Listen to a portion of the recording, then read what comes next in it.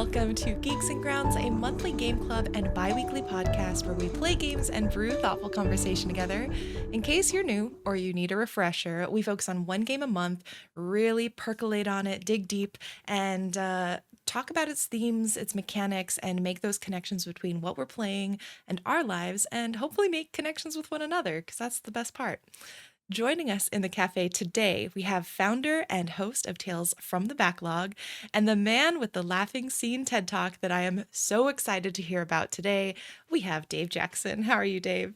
I'm good. Thanks for having me back. Of course, I've been looking forward to, Mhm. last week we kind of set the scene for Final Fantasy X and our last episode, and now I'm excited to really dig into it. So thanks again. Yeah, oh my gosh. I am very eager, especially because you are such a wealth of knowledge about Final Fantasy X with your previous experiences and times deep diving it. And so I just cannot wait to get in because this is a replay for me and it's a first replay in a little bit. So it's been kind of nice just being back in the world. For folks who maybe didn't know, we are playing Final Fantasy X for the months of November and December. It is a unique and first time ever in Geeks and Grounds history 2-month game. And this is a story of a world trapped in a cycle of destruction and the group of people who are trying to stop it. So if you haven't gotten started yet, this is only part one of our two-part sort of discussion and analysis, so you have time. As far as RPGs go, I do think this is one of the more approachable in terms of hour duration. So if you'd like to hop in on the discussion, pick up the game, hop into the Discord, visit geeksandgrounds.com for all of the information you need to get going. But first, before we hop into today's discussion, we're going to make a stop at the Pastry Case, which is our grab bag of topics, including some industry news, what else we've been playing, watching, reading, and listening to outside of Final Fantasy. And because it's that time of year, we have the 2026 Geeks and Grounds voting beginning right now. If you're Let's listening to the go. episode, the voting is live, and holy crap, the nominations were so flippin' good. I put the voting sheet that I created in the notes doc, Dave. So you actually are the first person to see it outside of me.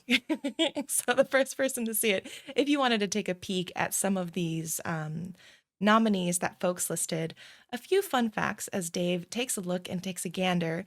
We've had 37 separate participants with 48 unique titles nominated, which is pretty outstanding. Anecdotally, I guess, and numerically, the game with the most nominations was Kentucky Route Zero, with 5 separate people nominating it. hmm The newest game that was nominated, it's a little bit of a tie between Grave Seasons and Scarlet Hollow because both are technically not completely released. In Grave Seasons' case, not released at all, but that's okay because it's estimated for next year. And Scarlet Hollow, I believe, will be closing out the final chapters estimated in February of next year. And last fun fact I wanted to share, the oldest game nominated, I believe, and please correct me also if you are listening and you see a different game that's older, is Off, the RPG, which was created originally in 2008, but received a official launch on Steam and other platforms this year. So really cool, just I think variety is really the name of the game here. Dave, any first reactions as That you are looking live? So two first reactions. Number one, the first one's like you said, a lot of variety in here. So you've got Mhm. RPGs, you've got, small indie games, you've got a giant RPG in here also that I saw. I don't know if you like, am I allowed to say Feel the name? free, yeah, feel Okay. free to say the titles. Yeah. So I am a huge Yakuza Like a Dragon fan, so I was Yeah. very happy to see Yakuza Like a Dragon on here. Um, that is a giant game, much bigger than Final Fantasy X, but um, that is a really special series, and it'd be really fun to like slow it down in the way that you do it on the show, and really talk Yeah. through like really interesting characters and a fun crime melodrama story as always. Have you played any of the Yakuza games before? I have started Yakuza 0 3 times, and I Okay. have yet to complete it, but that's not at all because I disliked it or had anything other than it was just so much game and I had so many other things happening. Yeah. So I was also really excited because Like a Dragon is perhaps one of the most appealing Yakuza titles to me just because of its setting, Mm-hmm. um, the RPG sort of more turn based. I think if I'm remembering Yep. correctly, the Yep. mechanic switch that they did. Um, so I was really excited, and if that one ends up getting voted in, we will. For all of these games, we will find a way to make sure to make it work. Yeah. So, yeah, Absolutely. don't worry if you're like, oh, it's too long, maybe I shouldn't vote for it. Let me worry about that. Yeah. Yeah. There's I mean, a lot of really inspired picks in there. It's going to be really tough to vote for. Like, I know that you have a ratio between like games that you pick and games the community picks. Hmm. So it's going to be really tough to knock some of these games out. There's way more games that I would love to hear on the show than will actually make it on the show next year. Definitely. Yeah, there are a lot of games for folks who are looking at the sheet. If you're looking at listening and looking, I mean, I think there are, again, 48 titles. There's a ton, and we can only really at most generally fit like 12 to 14 games a year, depending on how short they are. Like Lottle Knot is on here. That game is maybe 4 to 6 hours. So you could fit that in with another really short one. Um, but I will say, looking at these nominees, there are already a couple of games where I'm like, well, if this doesn't get nominated, I might just pick it anyway. Yeah. So there is never a wasted nomination because it always gets put in my personal backlog for future Geeks and Grounds seasons or years, you know. So it's just good to see what you all are excited about because Hmm. it helps me keep in mind what I get to curate as well. Yeah, I can't. Yeah. I'm as soon as we hang up the call, I'm going to get to voting. Hopefully, the first votes have a little bit more weight. Selfishly, Yeah. Oh, I didn't mention, but the first vote actually is like 70% of the vote. yeah, So that's what you I actually are figured. going to be, setting this whole stage. Yeah. So yeah, no pressure. Uh-huh. And just to close out how the process works. So you can find this ballot on geeksandgrounds.com in the Discord and the newsletter that got sent out today with this podcast launching. And you have basically 6 different columns, 1 through 6, and you get to have 6 votes essentially. And you get to rank 48 games. You pick your top 6 and rank them in order that you would like them. And with the way that ranked choice voting works, it's okay if your first pick doesn't make it because it still gets a certain number of points that puts it in the running for perhaps another spot in that 6. So you're voting for the things you like versus against the games you don't want to play. So, yay, ranked choice. We like it. Yay. Oh, hold on. I think Sorry, my I was muted. Oh, there we go. I Okay. was. I have a mechanical keyboard and it's super loud, so I mute whenever I type. And I Yeah. forgot to unmute. Yeah. Um, yeah. I think that is it for the Geeks and Grounds housekeeping. Seeing your face when you were scanning the list made me feel good, so Mm-hmm. I think that's all I needed personally. Yeah. um, I wanted to, with the pastry case today, talk about Game of the Year because we are in that season. Everyone, Game Awards nominations came out today. Um, and we, as people who are you're more in the media space. I'm kind of in this weird Everywhere space. influencer slash dev slash maybe media, I don't know, space. We're all talking about what are we trying to get done as we determine what our Game of the Years are. And so I was first curious, are you trying to get that final game in so you can make your decisions? Are you in a good place? How are you doing? I don't have time to cram more games in unless they're like 1 2 hour long games. So Hmm. I have one more that I'm gonna try to fit in. It's called Metal Garden. It was a an Ooh. indie first person shooter. There's a big like upswell in indie games set inside of mega structures over like the last couple years, and Hmm. this is a first Yeah. person shooter inside of a mega structure. It looks really cool, and I've heard that the storytelling is quite neat, and it's like an hour and a half long, so I'm gonna try to play that. But I've got just way too many games going on, so I need to focus on, instead of like trying new stuff, I need to finish Ghost of Yote, I need to finish Pokemon Legends ZA, Mm. and I've got some stuff on like my wish list, but I'm probably not going to get to them before Game of the Year. I would love to play the Seance of Blake Manor. Baby Steps is jumping out as like a game I have to play pretty soon. But Mhm. it's probably not going to happen before Game of the Year time. Yeah, I oh my gosh, I put out a post maybe 2 weeks ago with, like, my 10 before the end, these are the 10 games I'm gonna try to finish. Hmm. I don't know if I'll get 10 games done, but I think I've made pretty solid progress. I've finished Consume Me over the last week. Very That was nice. an outstanding title, highly, highly recommend. I have Sword of the Sea on here. I actually finished that this weekend as well. Really nice, like 2 hour game. Love it. Devs who make 2 hour or less games, you are the heroes, Shout the out. true champions of the industry. And then the ones that I'm really going to try to get to, I think Expedition 33. I need to finish that one. That is like my number one priority at this point, besides playing Final Fantasy X. And Seance of Lake Manor really has snuck up in there. I feel like I had not heard about this game really at all. I think Hmm. maybe I saw it on like, oh, it's coming up on Steam, but nobody really was mentioning it to me. And all of a sudden it launched and was getting rave reviews. So I'm going to try to squeeze in Seance if I can. Yeah. Discounting and off are two stretch goals. Stretch I think I'll goals. probably, yeah, I think I'll get to if I get to them, it'll be probably during my holiday break. So too late maybe for the Game of the Year discussions, but I'll see if I can try and get at least like an hour of gameplay in each more than I have already because I've played the demos of each just to get maybe a better idea. But really, it's go time for Expedition 33. I need to finish this dang game. Hmm. I'm looking forward to it. I was surprised. I don't think anyone nominated that for the Geeks and Grounds list. That would be an amazing book club style Yeah. game. Oh my gosh. Um, That's so funny. so if you don't, that could be a Jenny pick It if you don't get could. around to finishing it. But I agree. I think like because I think Game of the Year time is going to bring back more Expedition 33 conversation, criticism, etc.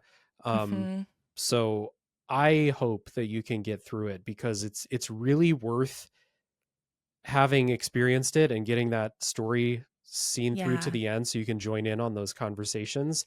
I'm Mhm. not always like a FOMO gotta be in the conversation guy, but that's one where it's like it's really fun to discuss with people. It's Yeah. a really awesome and the I won't spoil anything, but there is a lot of conversation surrounding how the game ends, and it's a really Mhm. fascinating discussion. So I hope you can get there. I I hope so too. I feel super fortunate because I've avoided all spoilers.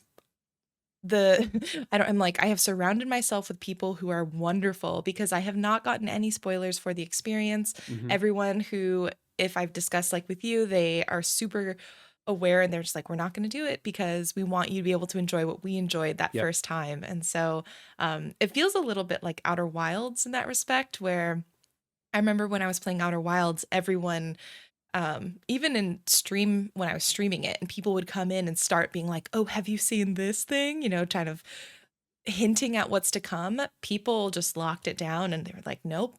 Let someone else enjoy it because it's one Hmm. of those games." And I'm very happy that I'll be able to play.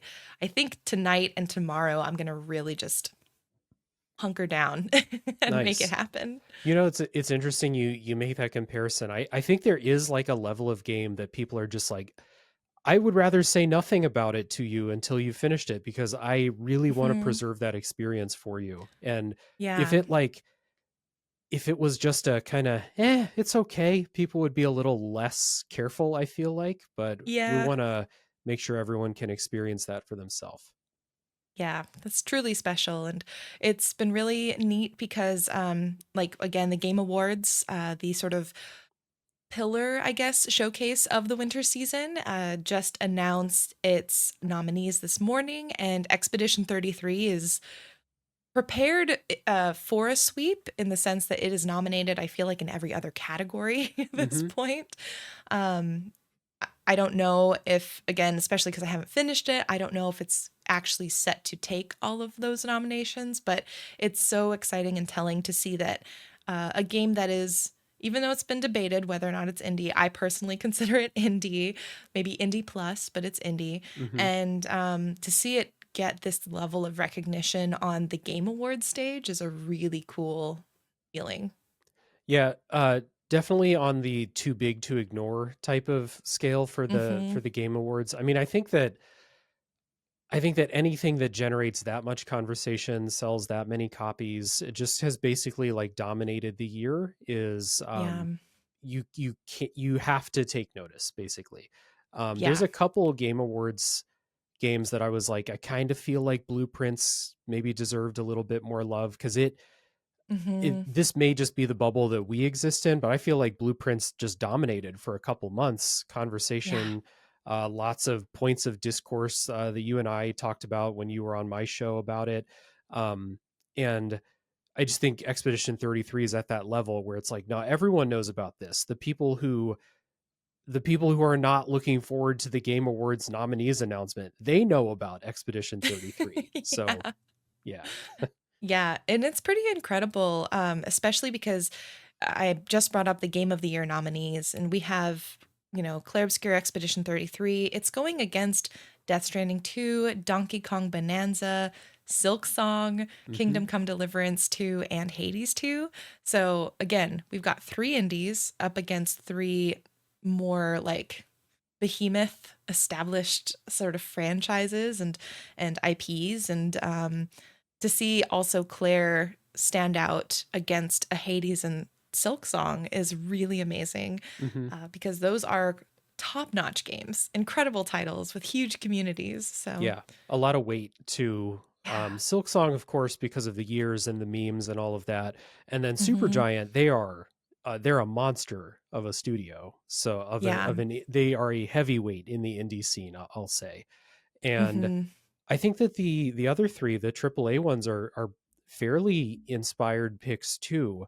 Yeah. Kingdom Come Deliverance was a pretty surprising one for me to see, but that's a game that I haven't played it, but I know enough about it. It's a game that like really sticks to its design goals and its philosophy of like, we're trying to make this kind of game. We're not trying to make the same open world game that everyone else is making. We're going Hmm. to make you commit to what we wanted to make. And I think that that's anytime games like that get recognition, that's great to see as well. Hmm. Um, I wanted to give a shout really quick to the best indie game nominations, just Yeah. because I know we tend to focus more on indies. In addition to Hades 2, Expedition 33, and Silk Song, which kind of like rounded out, I think what is it, expected nominations. Hmm. Super happy to see Blueprints get recognition here as a nominee. Ball X Pit, which is such a good game. I'm really happy to see that. And then is it Absalom? Absalom? I think so. I've Yeah. actually never heard someone say it out loud before, but yeah, Yeah. why not? Which I actually just picked up this weekend, popped in for about an hour and impressed. It's not my type of game, but so polished. Um so yeah, it's just an incredible year for just the nominees and how strong of a slate. I feel like every year we do have a strong slate, but my goodness, What it's kind what's of oh, sorry. go ahead. Um Oh, what stood out to me was even before the Game Awards announced their nominees, the Indie Game Awards announced their nominees a couple days ago. yes, yep. And what stood out to me was looking at the list of like their nominees for best game, because there's like 10, 12 nominees, I think, something like that. And I was like, Mhm. if you just ignored all the AAA stuff, we would have still had an amazing year for games, because Yeah. indies are just they're just putting out so much great stuff all the time that if you never played like a Sony first party game ever again, you'd still play the best games ever every year. So, Yeah. and that's It's so no incredible. shade at Sony, but like you kind of you know they're going to be represented in a lot of awards at the end of the year and stuff. But to see Mhm. the indie game award nominees were like, man, I played maybe half of those and they're all awesome. Yeah. Yeah. It's yeah, it's really really exciting to see.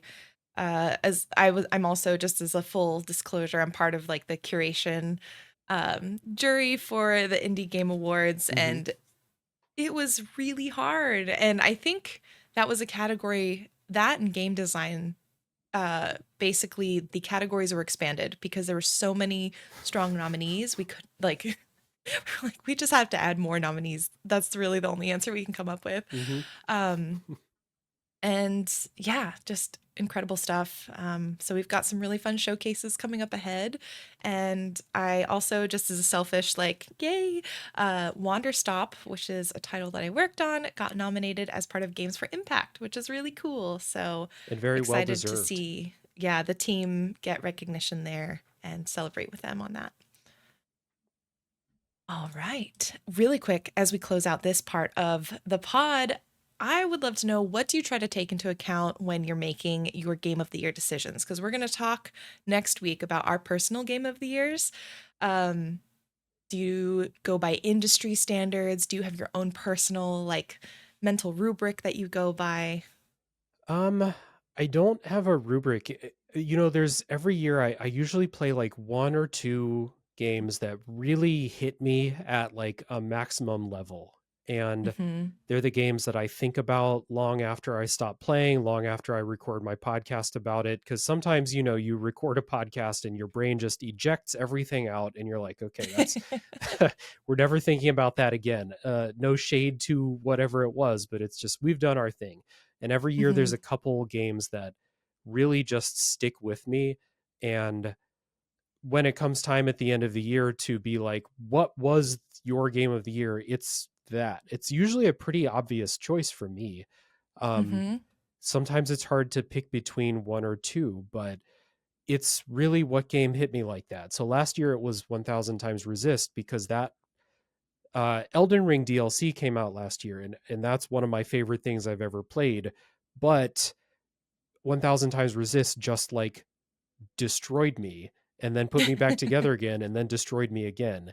And Mm-hmm. so when it came time for the end of the year, it was like, well, I don't really care what industry, I don't care if 1000 times resist doesn't get any recognition anywhere else. It was the thing that got me like that. So when it Mm-hmm. came time to make my list, it was like, okay, well, that's obviously number one. Elden Ring Yeah. is number two because I love that to pieces. And then we build out the rest of the list. Yeah. I'm similar, where while on like podcaster shows, when we get asked like, what do you think the game of the award nominees, going to be or whatever, I have my industry like brain that I'll say, okay, here's what I think the industry is going to say. Yeah. But when it comes time to make my list, I'm very similar, where I go to, what have I not been able to stop thinking about, even if I haven't, like, honestly, Claire Obscura is one of those games where I'm like, even if I haven't been able to play it, I keep thinking about it. I keep saying, I need to get to it. I need to get to it. And hopefully when I play, it'll pan out for me. But it's very much more of an emotional decision for especially the top three slots. And then Hmm. from there, I get a little bit more sort of critical and sort of, I think, like mechanical is when I look into, like, I look at the mechanics more and sort of like the details of that kind of stuff. But the first three for me are always much more emotionally based. Hmm. Well, if you were to be like, okay, so why is 1000 times resist my game of the year, you would come up with a laundry list of things that it did extraordinarily well, and you're like, oh yeah, of Yeah. course, it's the obvious pick, at least for me, and I Yeah. think it was for you too, right? It was. Yeah. Yeah. It's up there, honestly, in the all time Yeah, list, I think, at this it's point. in the pantheon for sure. And I know it's definitely one of the Geeks and Grounds favorites. I think if we had to create a Geeks and Grounds list, I am pretty sure A Thousand Times Resist would be in like one, maybe two Hmm. spot. Yeah. So, but cool. All right. Well, next episode. Yep, next episode, you will all get to hear our personal game of the years. As we're winding down, if you would like to share yours in the Discord, please feel free. I love hearing other people's favorite games of the year, because I think it's kind of a mini personality test in a way, or a mini illumination of like, what do you find important and like significant. And I think that's really exciting to find out. So feel free to share those in the Discord as you get close to deciding yours. Yeah, I think MBTI is out, blood type personality testing is Mm-hmm. out. It's all Yeah, about, what was your game of the year 2024? That's the new exactly. personality test. And I will judge harshly for Yes. all of the responses. Yes. So, as we wind down the pastry case, what have you been getting up to besides Final Fantasy this last 2 weeks? Well, I have like 9 or 10 games in rotation right now because I took on way too much stuff. So I talked about a bunch of stuff last episode, so I will talk about new stuff this episode. So I played a really short indie game I wanted to highlight because I think it's kind of cool, called The Dark Queen of Mortholm. Have you heard of that? Yes. We actually did it as a one As a shot, one I shot. think Okay. earlier this year, for Geeks and Grounds. Yeah, Okay, like cool. maybe late last year. Early. It was before it was on Steam. It was back when it was just an itch Oh, okay. title. Yeah. Very cool. I thought it was neat for anyone who like doesn't know about it. It's a game where you play as the final boss and the hero keeps coming in and you kill them in one hit and then they keep coming back and it kind of turns into this evolving relationship between you as the final boss and this hero that keeps coming to try to kill you. And it's like 30 minutes long and it's really smart in the ways that it observes when you're in the normal situation where you're fighting the final boss, you may grow a little fond of them even though they're pounding your face in the dirt over and over again. Mm, And there's a bunch of others. It's such a short game. I don't want to say much more than that, but it may surprise you even within that premise and within just a 30-minute runtime. I think it's super cool. So yeah. yeah, So happy. I feel like uh, it's like people are talking about it in the streets, like yeah, there's whispers definitely. going on, and it's been really really nice to see because I agree, in the 30 minutes that you play that game, it packs a lot in, and you don't even necessarily feel it packing a lot of that in until after you're done and you realize you've gone through a really emotional journey in that 30 minutes, Hmm. just in that one room, basically. So it's Yeah. very cool. I like games that play with your expectations, that just the inherent expectations that come with you playing a game. You expect to Mm, win, for example, but you're playing the final boss. You know that, the hero beats the final boss. That's how video games end. So yeah, it plays with that and a bunch of other things in really, really smart ways. So yeah. that was fun. I talked about this on the last episode, but I couldn't say too much because I was under embargo. But I did play and review Goodnight Universe, a rare written review from me. And so, Ooh. yeah, the follow up to Before Your Eyes, if anyone played that, which I should have recommended for the Geeks and Grounds list if you haven't already done it. Um, but Before Your Eyes is like one of the greatest games I've ever played, just straight up. Mm-hmm. And Goodnight Universe is the follow up using that camera tracking.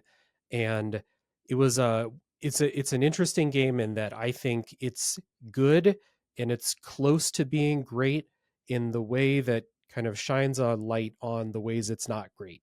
And so Mm-hmm. when critiquing it, it's really easy to be like, these are all the ways that this game doesn't achieve the heights that it sets out to achieve, and these are the things that I think are keeping it back. But it's also really really effective in the same way Before Your Eyes was, of like making you connect with characters and making you feel real emotions and stuff like that. So Yeah. it's a shame that it's not it. Before Your Eyes set such a high bar. I'm not sure anything could have reached that, but it's a shame that it didn't, because now we start to think of it as, I think, a little lesser than it actually is. I think it's pretty good. Mm. Mm-hmm. And yeah, like if anyone liked the camera tracking in Before Your Eyes and thought it was a cool way to interact and connect, um, Goodnight Universe is out, and it reviewed pretty well. It reviewed very well, not just pretty well. Mm-hmm. I think Yeah. so. Yeah, easy recommendation for people to check out because it's interesting game mechanics intertwined really well with storytelling, and that's we love when video games do that. Yeah. I need to finish Goodnight Universe. I got about halfway through, I guess, to the point where um Yeah, it's almost halfway exactly, I think. So I'm excited to finish that one as well. Hmm. Um, let's we'll switch away from video games. Have you ever seen the movie Memories of Murder? I have not. Could you tell me a little bit about what it is? So it is a Bong Joon-ho movie from Oh, before, yeah, from before what? before Parasite, before I think he did Okja too, right? Um, Yeah. it was before Okja, and so it's about a real serial killer in Korea, and so it's kind of just following the police as they try to figure out who's doing the serial killings. And I love Korean police detective movies, love them. Hmm. There's something just like really gritty about them, like the way that the cops act, the way that they're shot, and Bong Joon-ho doesn't pull punches really, Yeah. so the way that the police are depicted, they're not heroes. They're they're kind of shitty people in a lot of cases, and there's a bunch of ways they messed up the investigation. This was a true story, so it's like you you kind of know how the movie's going to end if you know the true story, but it doesn't make it any less captivating because it's just really, really well Mm. done. Um, and then I later learned that the true story had an update like a couple years ago, which is crazy. Oh, wow. Yeah. Are you able to share it, or does that completely sort of ruin the journey that the movie takes? um, I wouldn't say it ruins it. I'll leave it for now because Yeah. if people want to, they can go look up the Hwasong killer in Korea. It's like Korea's, I think, first serial killer. So it's like Yeah. a big deal. And the movie is all about that. It's really, really good. I will have to check that out because I'm a fan of his work, and I'm not a person who usually looks at a director and then seeks out what else have they done. I usually just wait till I hear they have done something new, and then that's when I go and watch it. So Hmm. I will definitely be watching this later because yeah, his movies are always so gripping. Hmm.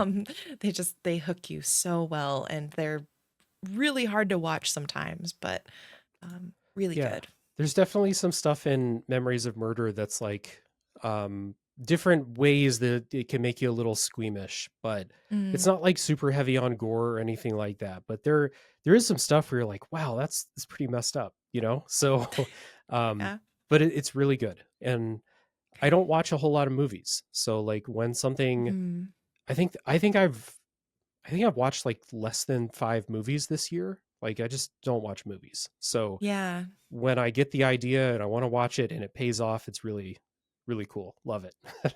Yeah, especially with the ratio, you're like, I really want to make sure Yeah. if I'm only watching like 5 movies a year, they got to count. Oh, Exactly. that's Yeah. cool. The last thing is Nice. we talked about it last time, but I finished reading Frankenstein and Yeah. it was great the whole way through. Just a really, really good book.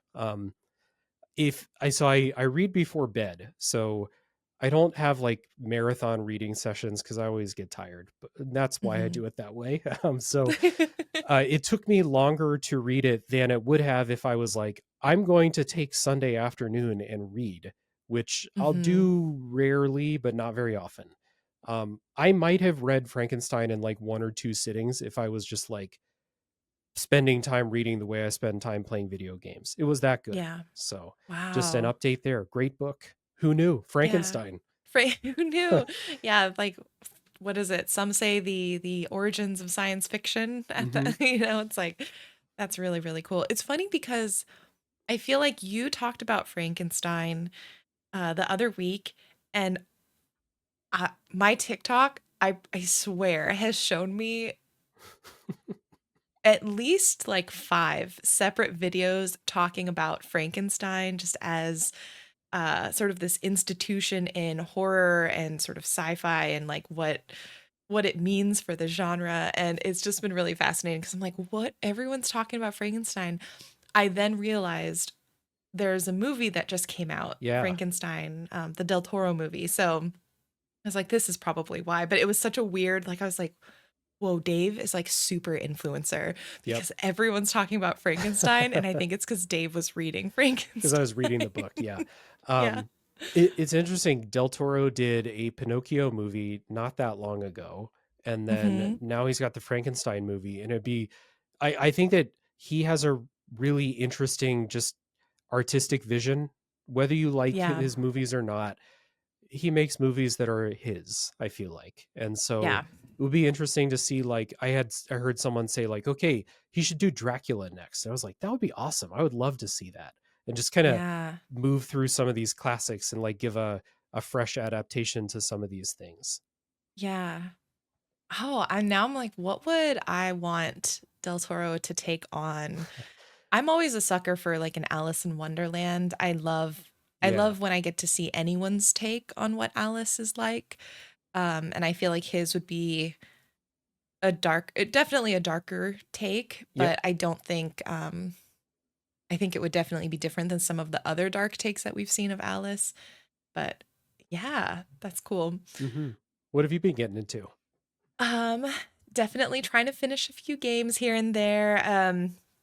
I already mentioned Sword of the Sea, which was just beautiful. I think it's so hard because I think anything by the folks who made Journey, you can feel that it was by the folks who made Journey, and then I get put in the position where I'm constantly like thinking a little bit about that and sort of comparing it. And I try not to, but I can't help it because so much of their DNA is just strong, and you can sense that their artistry. But Sword of the Sea was just a beautiful experience.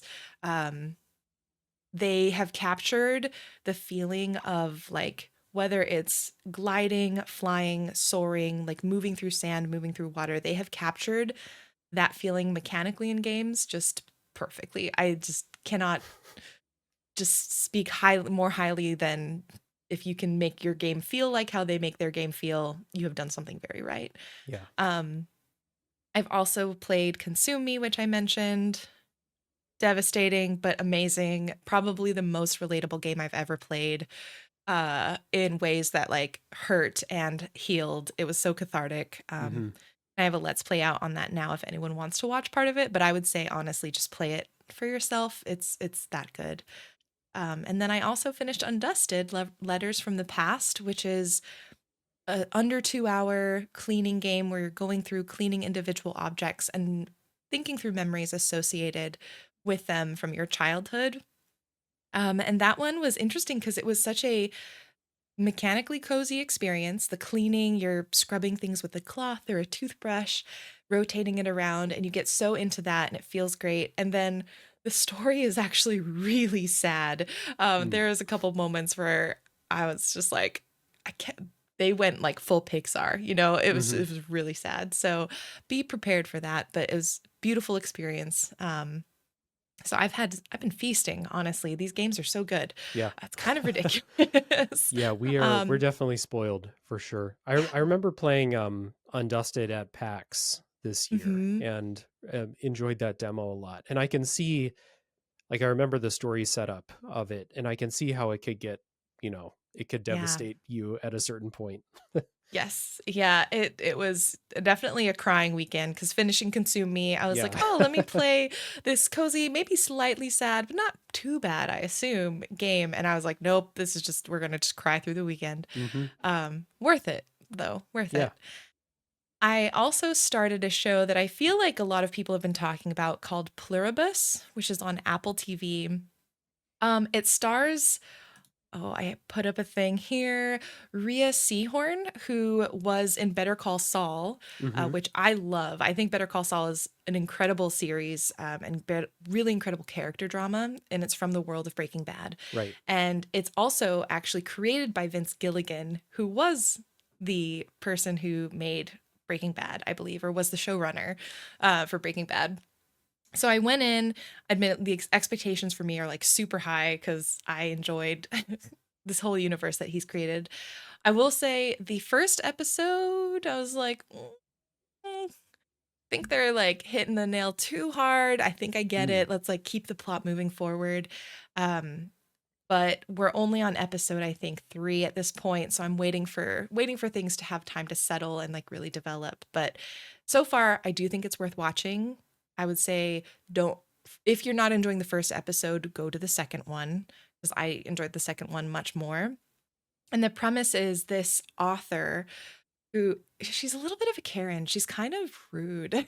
She's not a very nice person. Mm. Um, but this author who is one of 11 people in the world who is not impacted by this like bacteria that infects the rest of humanity Hmm. and joins all of humanity except for a few people into a hive mind.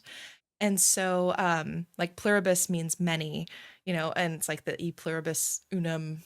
phrase, like out of many one. So they're playing on that. And the first few episodes are about her grappling with both the loss of life as she's known it, as well as trying to figure out what she's going to do about this hive mind presence uh, that she feels really hostile towards. And I would too, but they show how this is actually like created somewhat of a utopia as of now, and we'll see how it evolves, Hmm. and how other humans have started reacting. You know, the other, I think, 10 or 11 humans, how they have reacted to this hive mind presence. Um, Again, I think it's still early, so I'm not 100% in it, but I'm feeling hopeful. Um, and I love sci-fi, so it's a solid sci-fi show, and especially in waiting for the next season of Severance, for example. I think it's going to be a good watch. So Hmm. I'm excited. Have you heard of it by any chance? I've heard of it. I don't. This is the main casualty from the amount of games that I play, and I've tried to read a lot more this year. So the main casualty from that is I have not watched a single season of a show this year. So Oh, wow. I watched like half a season of a couple things, but have not finished anything. And then so when Yeah. a new thing comes out, like Pluribus or Severance, I'm just basically like, I hope y'all enjoy it. I don't have time. Um, but I have heard it, and like knowing that it's from Vince Gilligan was really like, Hmm. actually, maybe you should find a way to watch this because Yeah. I mean, Breaking Bad is Breaking Bad. I don't need to tell people Breaking Bad was good, but I agree with you. Better Call Saul is really good. I didn't Hmm. finish it, but I watched several seasons of it. And like when that show got announced, I was like, how are they going to make a show about this guy? And it was really, Hmm. really good. So it's like, okay, whatever he's doing next, I'm sure it's going to be great. Yeah. Yeah. And I think that's why I'm willing, like, again, I wasn't, the first episode was interesting, but I felt like they dragged on with, I think, establishing the premise a little bit too long. I was like, all right, let's go, let's go. Hmm. I do think the rest of the show has been an uphill sort of graph versus downhill, which is always great. And yeah, since it's Vince Gilligan, I'm willing to trust the process and Yeah, go along for the ride. absolutely. And then the last thing, I've been listening to a certain album. I actually just got the vinyl today.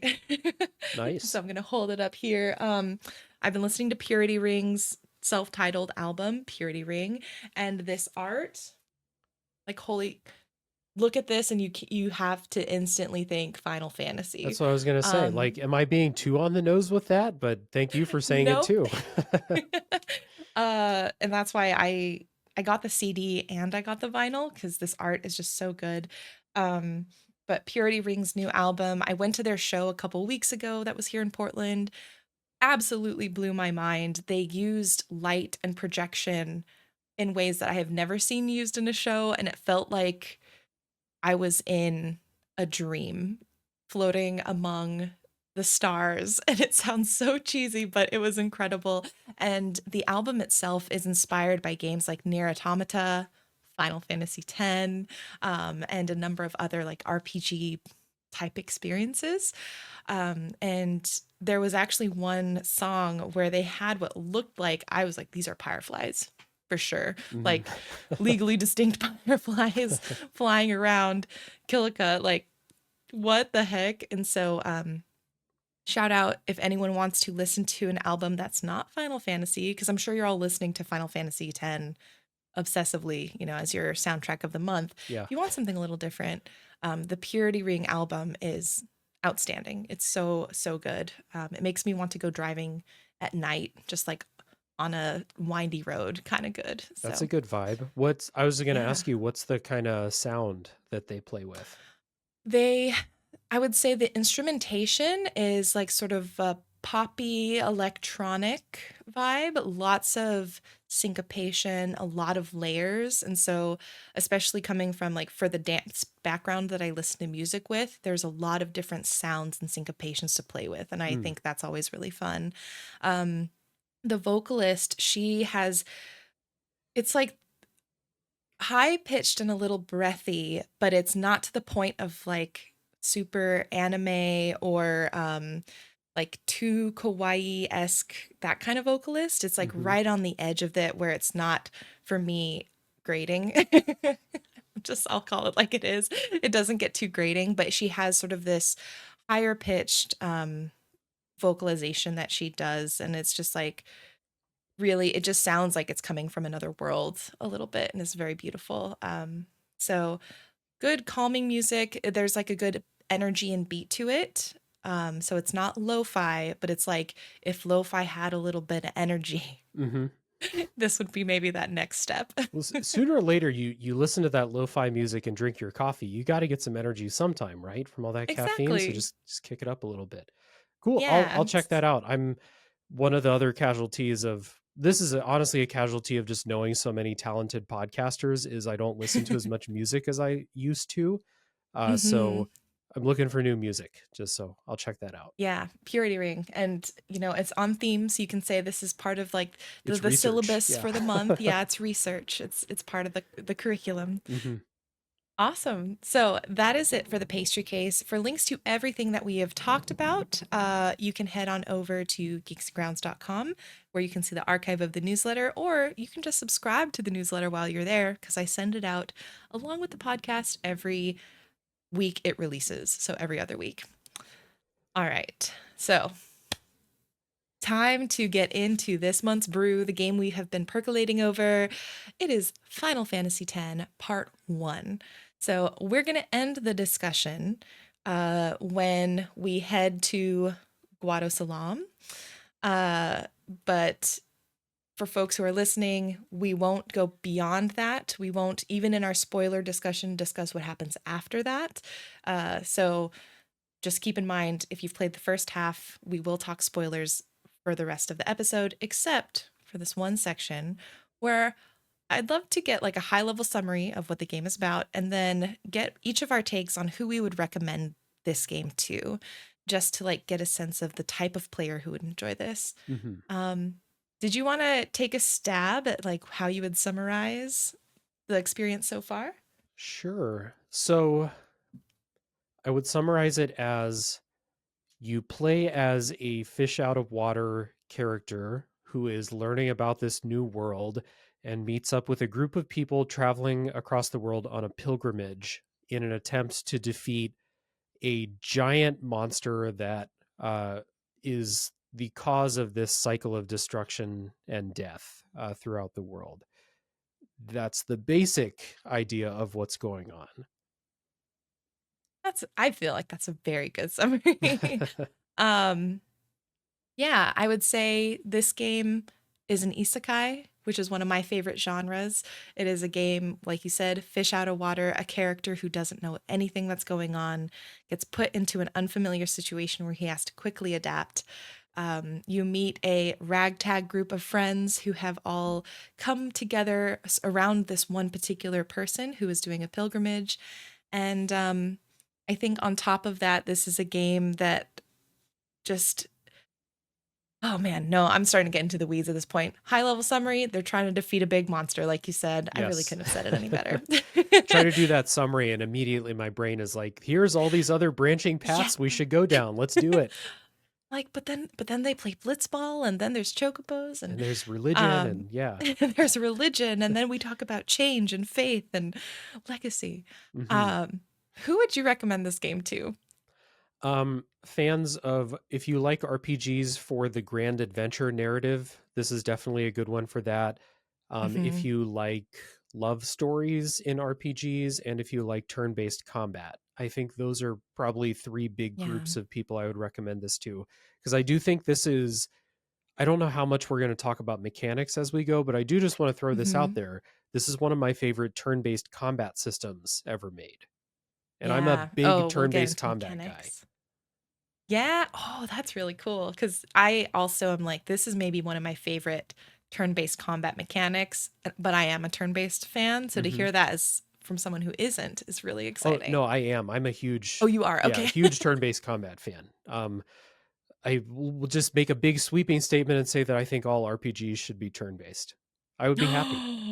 Wow. You heard it here, everyone. We're making spicy, what is it? Clickbait. Yes, put Flip that. that That's the out. episode title. Yeah, Yeah. do what All you got to do, RPGs have Jenny. to be tuned, but yeah, there we go. Thank you. Thank you for that. Yeah, I think to add to that, I think the type of player I'd recommend this to, if you're a person who enjoys seeing how party members connect in RPGs, um, this is that kind of game for you. I have, especially after playing Final Fantasy 16 and a couple other RPGs where there wasn't really a party to play off of and sort of have with the story. I've realized how important to me having a unique set of characters that interact with one another and feel like a party makes me want to engage with an RPG. So this Hmm. is a great game for people who like to see characters in relationships, like not romantically necessarily, but just having relationships with one another. So, very good. Absolutely. So, this is going to kick off the spoiler section. We are going to deep dive everything from the beginning to that sort of Guadasalam section that we have mentioned. Spoilers galore. We can refer to whatever we want from this section at any point in time, but we will not refer to what happens afterwards or at the end of the game. So don't worry if you haven't finished, you are safe. Um, and with that, let us begin because the beginning starts in a really unique spot. It feels almost like it starts at the end of something. Yeah. Um, it's the main menu thing that then Hmm. starts again when you hit new game, Yeah. and you get this really slow scene play out where they're kind of on, the top of a hill or something, looking out over a destroyed city or something, some ruins. That's the word. You got this Hmm. beautiful music playing to Xanarkand, which is, for my money, one of the most beautiful pieces of music in video game history. Shout out Yeah. Uematsu, the goat. Um, and then Tidus, the main character, he just gives a couple of lines and he says, I think it's listen to my story. This might be our last chance. And I'm like, what are you Hmm. talking about? And then the game starts. And Yeah. it's a it's such a slow beginning. We'll get to like the big flashy hook really quickly, but the opening thing just really, like, the music draws you in, how cryptic that line is draws you in, really sets Yeah. you up. It's so beautiful and it feels like everything about it it's during sort of this sunset, like the orange glow. So, whenever you see a sunset in a game, something is ebbing, something is ending. So you know that this is a like momentous moment that you're about to have happen, and to have everything framed just narratively as this flashback almost where you're Hmm. like, let me in this moment at the end remember what got us here. It's a little cheesy, but I am such a sucker for it. I love it so much. It's great. They, I had forgotten because it'd been a couple years since I played this, but like this is, you play through the events of the story, but there is that kind of like retelling narration by Tidus as you play through the game Mhm. too. And also just with this opening scene, if anyone boots up the game after hearing us talk about it, look at the party. They're all sitting down. They look Mhm. sad or defeated. Like it's not if it's an ending, it doesn't look like it's a joyous ending, you know? Mhm. Yeah. And it's just such a, again, a lovely play on also the campfire trope in Yeah. RPGs, where I think campfires in games are important, in RPGs hugely significant. They're often those times of vulnerability, um, and oftentimes I feel like usually more of a hey, let's comfort one another moment. And so again, it's just like setting the scene. It just, if you play RPGs, even if you've never played this before, you already have so much to work off of what might be going on. Yeah. thinking about like Expedition 33 or Chrono Trigger Mm, campfire scenes where that's sharing time. Basically, yeah. you get character backstory. In this one, no one's talking. They're all just kind of sitting there. Like I think one character like Tidus like pats someone on the shoulder. That's about as much Hmm. interaction as you get here. So Yeah. really setting the scene for like we don't know when this is happening, but this is not a we're picking them up at maybe their lowest point, perhaps. Hmm. And the scene when we begin the game and that scene ends, we get a little bit of whiplash. Yes. The beginning of the game is Because full of whiplash. it really is. It's golly, it's so good. We start then, or I guess we continue on to what seems to be a sporting match in a huge city with lots of lights and color and technology, nothing like the ruins and the quiet campfire of before. Um, what was your, I guess, when you're looking at this, you're feeling that whiplash. What are some of your first impressions as we meet Tidus? Well, so since we can talk about anything that, you know, Hmm. is included in our episode today, I find it interesting they do two kind of like in media res. Not the first one, Yeah. like they're not exactly in media res, but they're not like where you're going to spend the bulk of the story. We get two kind of false starts, Yeah. false opening settings. Um and so this one is feels more normal than the first one, but you've seen the cover art. There's no oceans in this area that we start in and stuff. So you get introduced to Tidus. He's a star athlete, and he's like signing autographs and telling these young women that like, hey, when I score a goal, I'll look in the stands and I'll do this. That's for you, babe. And like, you know, we get this introduction to Tidus as a jock, basically. He seems Yeah. kind of dumb, kind of, you know, having fun, everything's cool. Hey, I'll see you after the game type of guy. Mhm.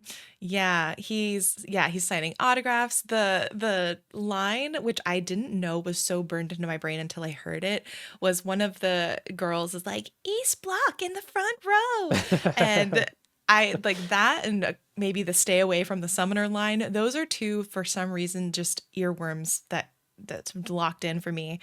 What's what's really disconcerting though is in this first section where he's signing autographs, being sort of the big man on campus, you have a moment where there are kids who are like, "Teach us how to blitz," and there's another child that's standing there that says, "You can't. Like you'll be busy tonight." Yeah. And Tidus, which is so funny to me, I'm like, I don't know if he sees or acknowledges this kid really. But he's like, "Oh, yeah, I guess tomorrow then." And I'm like, "Are you are you listening to what? What's happening?" And it's just such a disconcerting moment where you're like, "That's not normal." Yeah. And and then we have, more normal interactions as he's getting ready for the blitzball game. Yeah.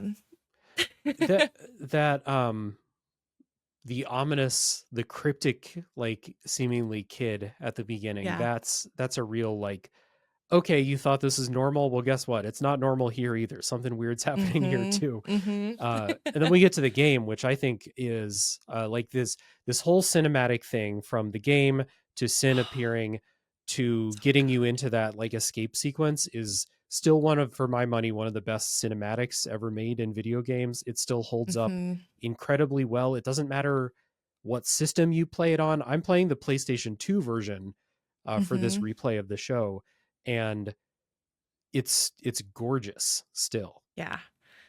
It's like you can tell because this was the first game on the PlayStation 2.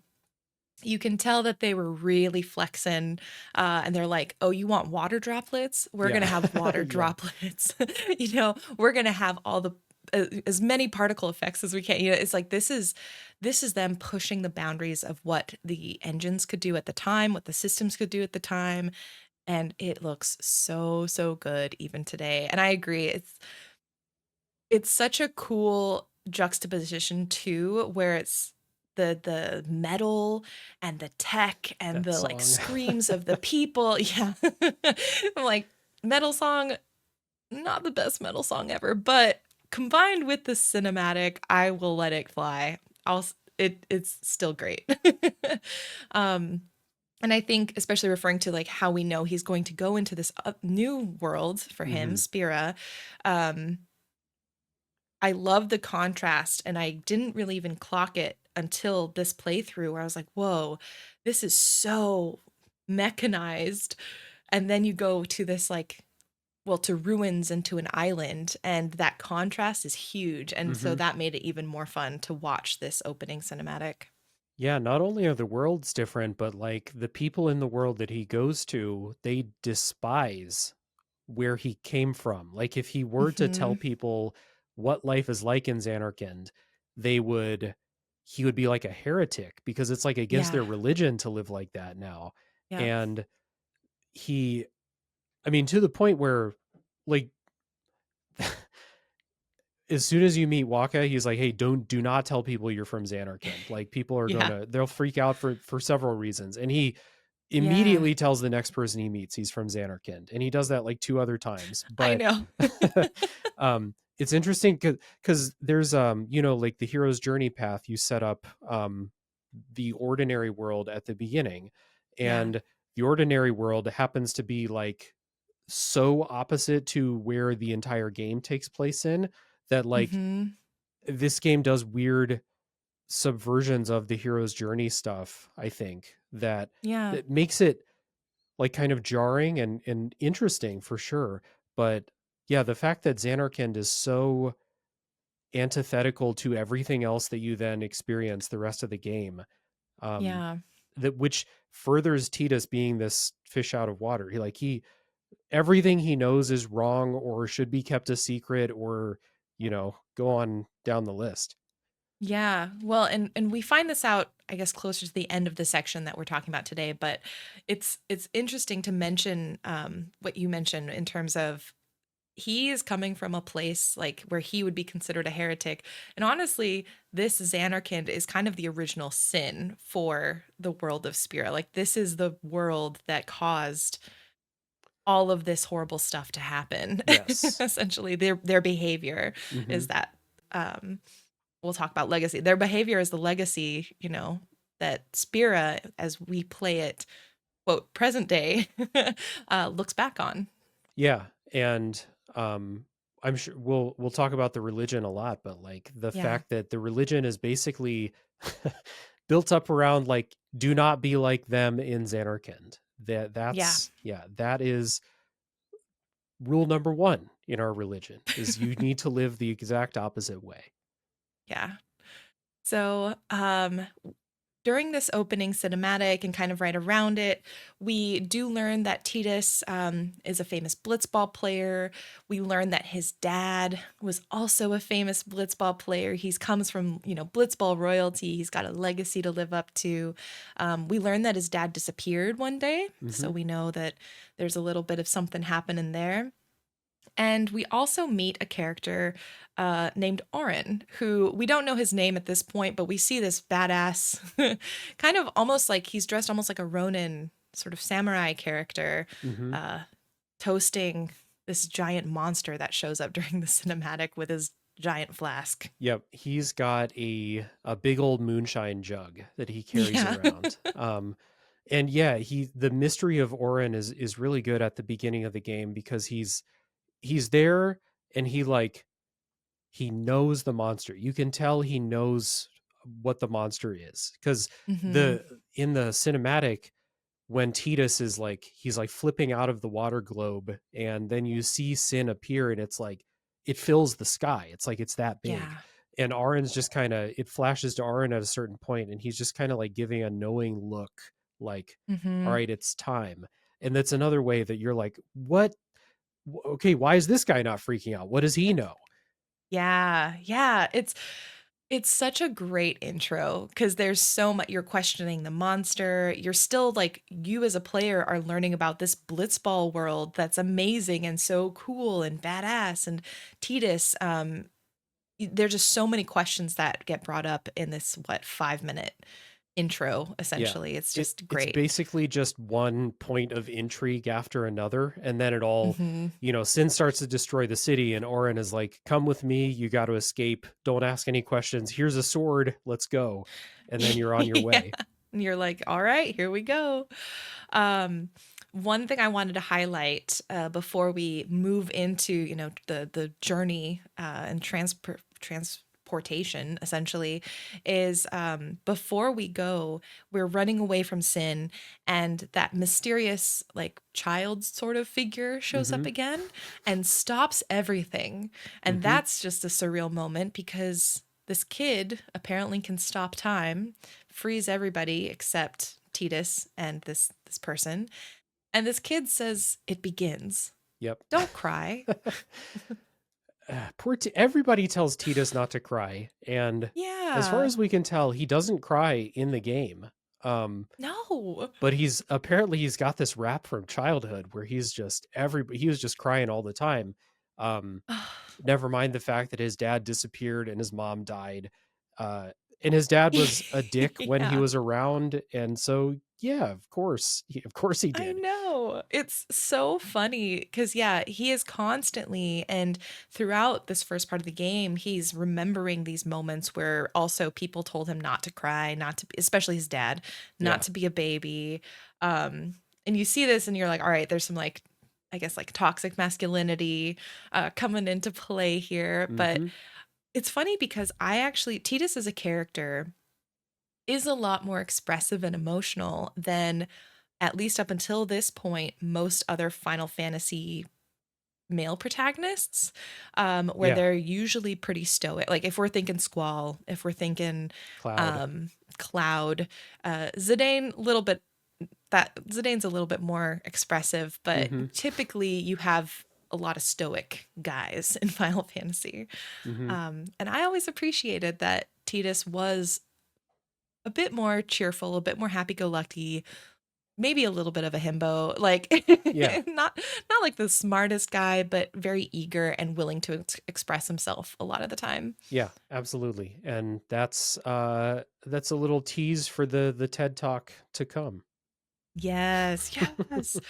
Um, let's see. Anything in that intro section that you wanted to highlight that we hadn't gotten to? No, the intro section, they teach you how to fight, and then Yeah. you get sucked into what's now seems to be your third setting in the first 30 minutes of the game.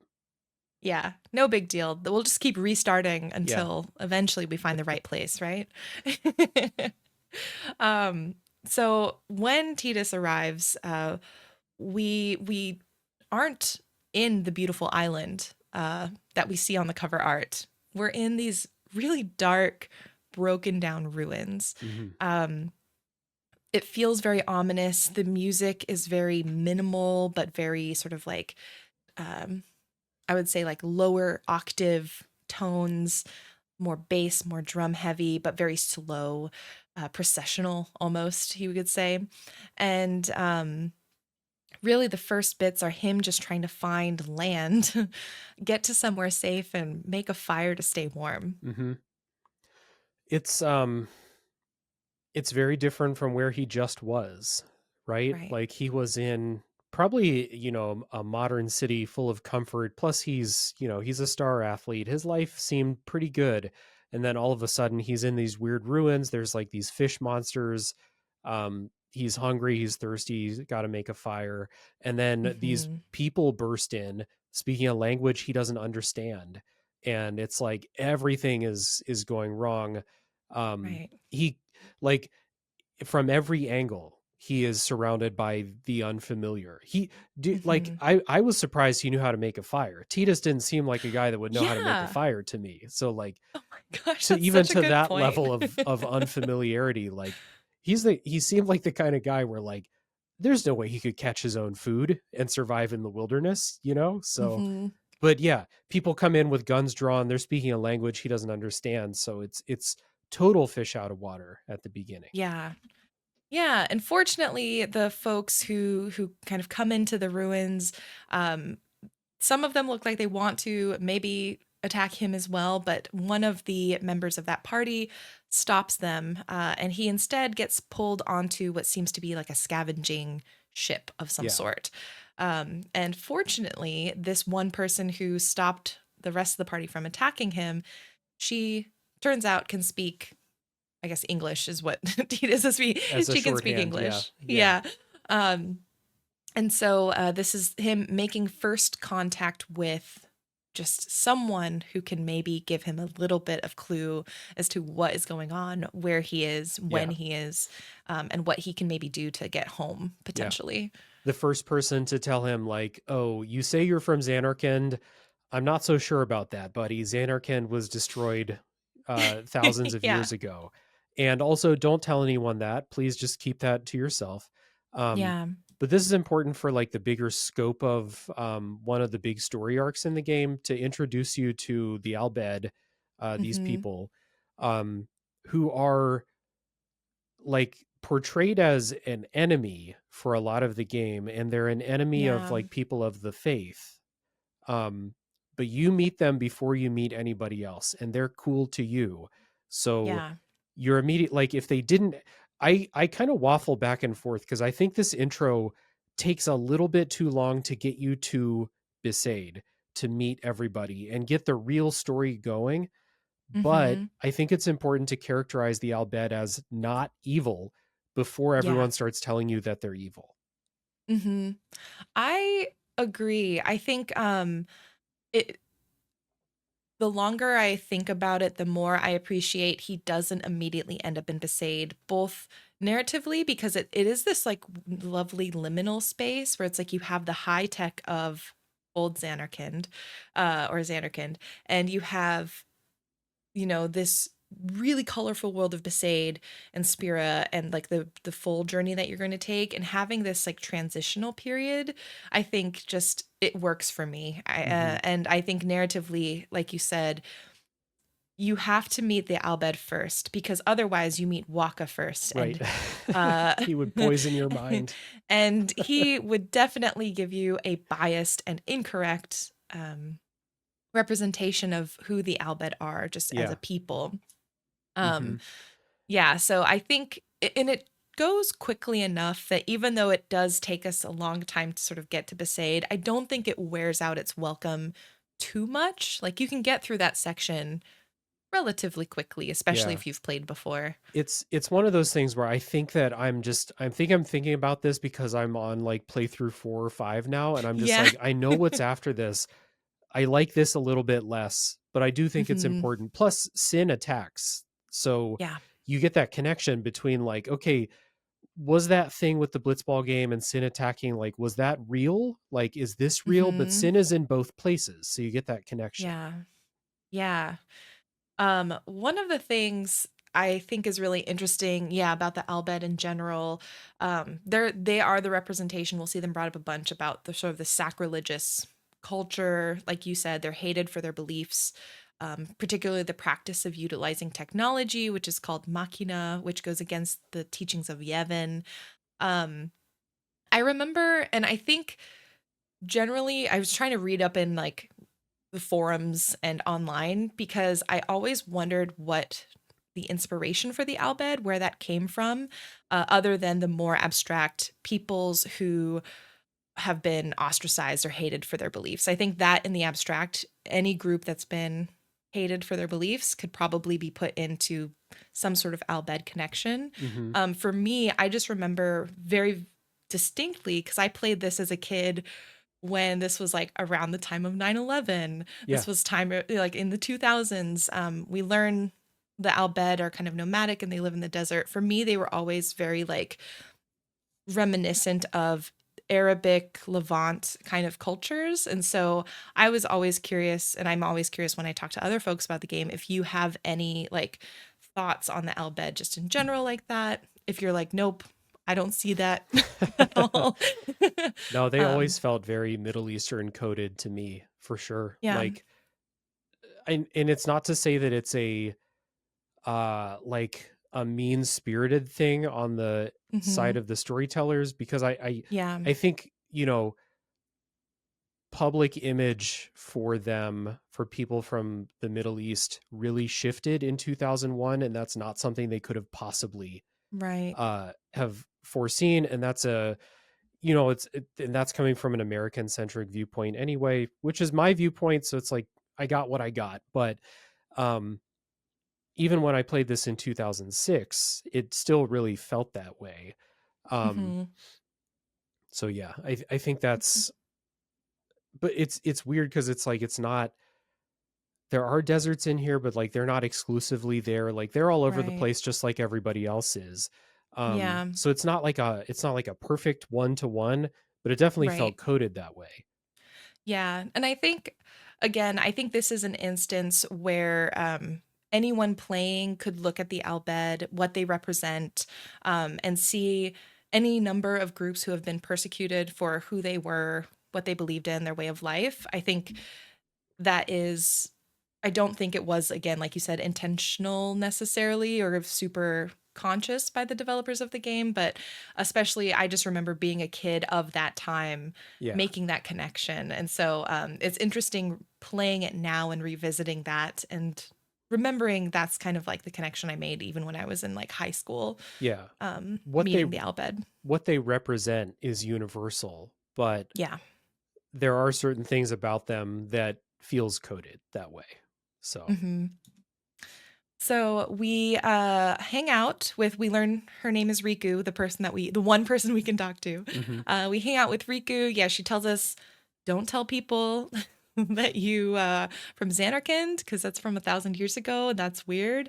Tell people you have been close to Sin and the toxins are affecting you. And that is like our go-to line for a good chunk of the game Get out of when we jail meet free new card. people. Yeah. Exactly. You do whatever you want. You can just say Sin's toxins got you. I would say don't try that in real life. Don't think it would play out the same. Mhm.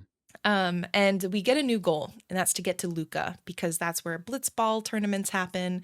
And because we play blitzball, maybe someone there knows us and could give us a clue on what we can do next. Mhm. But as you said, Sin attacks, and we are washed away once again.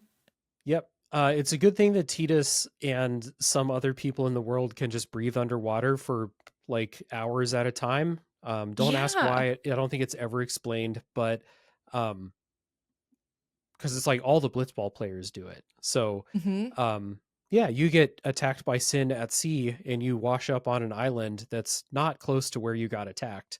But you're okay No. because Tidus has gills or something. So Yeah, it's they talk about training, I guess. So I get I've seen like David Blaine did that. Remember, he did like he held his breath for like 20 minutes or something on TV.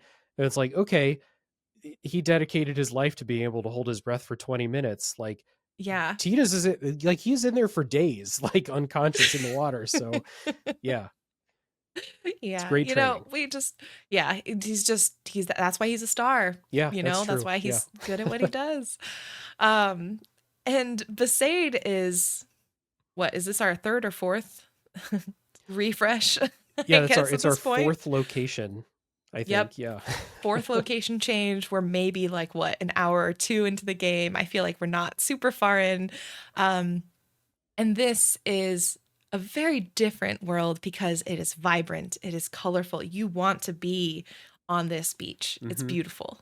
And Yeah. you meet a couple of folks. Yeah. You meet Waka, who is kind of like I don't know if he's like the leader of the village, but he's like they're having blitzball practice. Like you can see people playing Hmm. blitzball on the beach, and he is the leader of the team. And then you later on you meet some more people, but the introduction to Waka, Tidus immediately tells him he's from Xanarkand. Waka's like, huh? And Tita's like, oh, the toxin. Uh, Yeah. so great, great job, Titus. Good memory. Yeah. Definitely not a golden retriever guy. Um, and yeah, meeting Waka. Waka's a really fascinating character that like we can talk about it as he shows all of his many sides as we go through the Yeah, game, but yeah. he's a really interesting character. Yeah. I'll save most of mine maybe for later because I think as we go through, like you said, his character does evolve. I think when I was younger, I was a little bit more of a Waka hater. Yeah. I think now I am less of a Waka hater. And I think it's because as I play, I see some of the development and honestly see some of Waka in a lot of people I encounter in real life. Mm-hmm. And I think I understand his character a bit more as I'm an adult as I'm playing versus a high schooler as I'm playing. Um, so yeah, I'm excited to talk about Waka because I think he's more interesting than I originally thought he was as Yeah. a initial player. I think the two things that people like the two things that make a lot of people Waka haters, maybe it's the same for you, maybe not, is some people don't like the accent that John DiMaggio does. And he's a racist, an open racist against the Albed. Hmm. Yeah. And we get backstory for why he doesn't like the Albed. It's like multifaceted why he doesn't like them. But he is very open. He says racial slurs in our episode section today. Hmm. I mean, they're not like real world racial slurs, but you're like, oh, I don't think normal people say that out loud, Waka, Yeah. even Yeah. in universe. So Yep. um yeah, he's really polarizing. But you're right, there is depth to him, and um it is okay to have characters with loud flaws. That is Yeah. okay. Yep. And I think a lot of this game, I feel like is about what you're willing to hold on to and what you're willing to let go. Hmm. And I think Waka, with his sort of racist beliefs as well, and how they're continuously explored throughout this game. Again, it's early 2000s. Is it done perfectly? No. This is an imperfect exploration and the narrative doesn't hit everything perfectly, but I think it does a really interesting job of showing an evolution in a character that we don't usually get to see done in this way. So I appreciate Waka a lot more than yeah, than I used to. Hmm. And I will say I wanted to highlight a comment from someone in the Discord. Yeah. Pixelated mentioned um, as someone from Hawaii that they appreciated this attempt at least at a Hawaiian pidgin accent. Um, it's not really there. I think they said that it's not really there, but it's just like really nice to see. And so I think for me, it's the lack of consistency where I'm like, if Waka has this accent, I think everyone on this island should technically have this accent, like commit. Probably. I think that's maybe my biggest complaint. Um, I'm not from Hawaii, so I can't necessarily speak to whether or not it was done well, but I think it's an interesting like attempt maybe at a little bit of representation. I could see like why like Pixelated and other folks may be excited to see something like that. I just Yeah. wish like why couldn't you have done it with the NPC characters? Right. You know, there's a lot of times when like something kind of sticks out as odd, such as Waka's accent, and like Yeah. your impression is to be like, did they need to do that? Like Yeah. almost this is not it's not offensive to me, but like should I be offended? Like there's a kind of question sometimes that comes up. And I've Yeah. actually never talked to someone from that area of the world about how they feel about it. And so Mhm. obviously the one person in Discord doesn't represent everybody, but to Right. get that perspective that they're like, "Hey, I thought it was kind of neat that they tried." Mhm. Was kind of nice. Like, Yeah. you know, I guess like I kind of agree. Like, I think they probably should have committed if they were going to do it, just do it. But I don't know. Maybe they just voice acting in Final Fantasy. This is their first voice acted game, so they were. Yeah, that's There's a true. lot of stuff they were figuring out with voice acting. Um, Yeah. so yeah, a big long roundabout way of saying like it's kind of neat to see someone whose accent is trying to be represented say it was neat to see it. Mhm. Yeah. And again, it's like I don't know. Again, playing this game, especially after playing 16, I'm just like at least they're trying. At least visually we've got stuff happening. At least with the party there, there's just so much more to work with here Hmm. and to think about and discuss versus I'm sorry. I'm such a 16 hater, I realized. Join me, Like, join me. I'm such a 16 hater because it just is so much more rich, even if it's not done perfectly. I'm like, I personally would rather have it done not perfectly, but if it's well intentioned, just like I would rather have that than like not even try. And for me, 16 feels like it's not even trying. 10 at least feels like it's trying to do something. And so Hmm. I appreciate it on that level. Yeah. It, a really interesting party is super underrated in this type of game. And you, I think that in a game like 16, since you don't really have a party, you have some characters that travel with you. Some of them are cool, some of them are just real whiffs, in my opinion. Hmm. Um, it's just you're putting a lot of weight on, in 16's case, on Clive, and just being like, you better think Clive is the most interesting character on the planet, because if you don't, Yeah. I don't, there's not much, there's no one else for you to really like latch onto or find interesting and stuff like that. Whereas Hmm.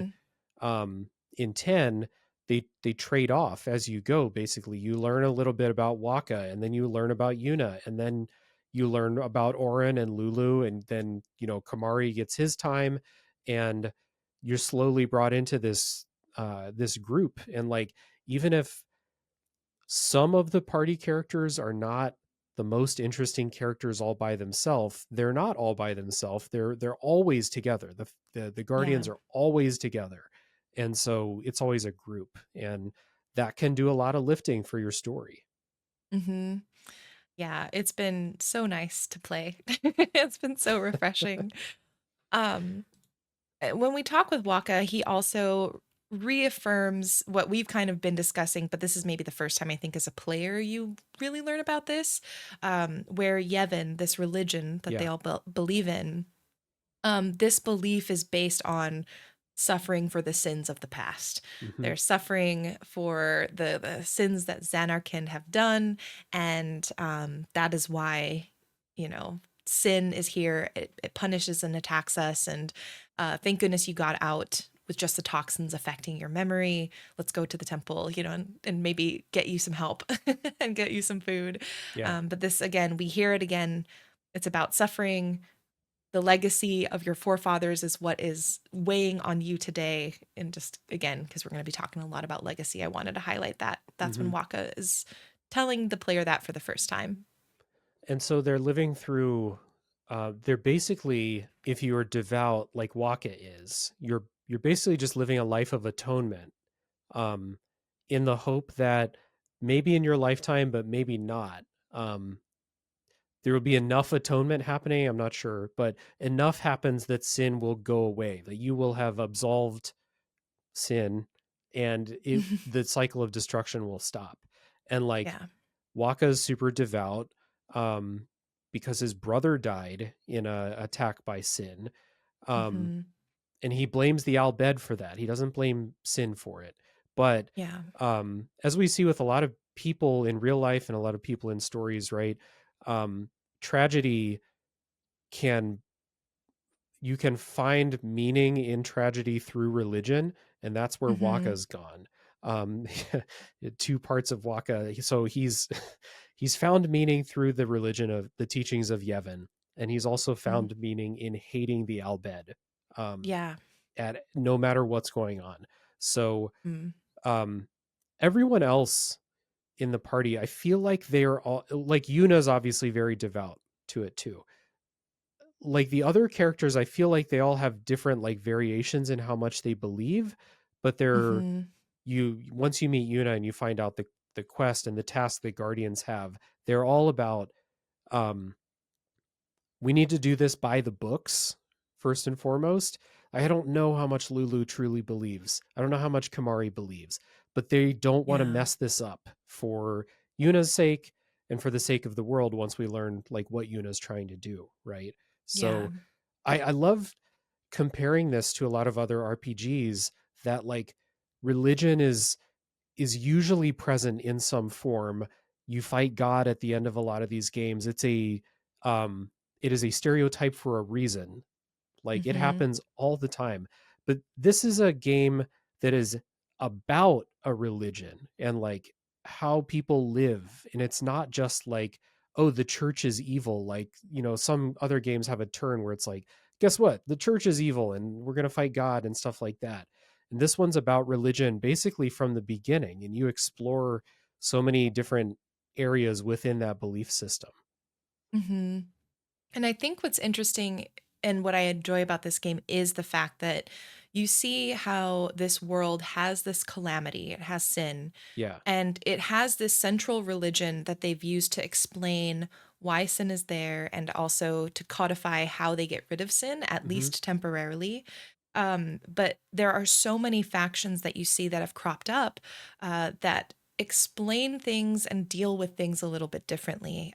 Early on, you meet the Crusaders through Luzu and Gata, who um, are sworn to battle sin, and they also use Machina to some extent, kind of like the Albed, but they are closer, like they're excommunicated essentially from Yevon. So they like believe in Yevon, but they also believe that this is a tool that they can use to defeat sin. And so there's a different reaction and sort of faith, I guess, or response or rationale that they use to make sense of the world. Hmm. You have the Albed who have a different way, they focus more on the use of Machina.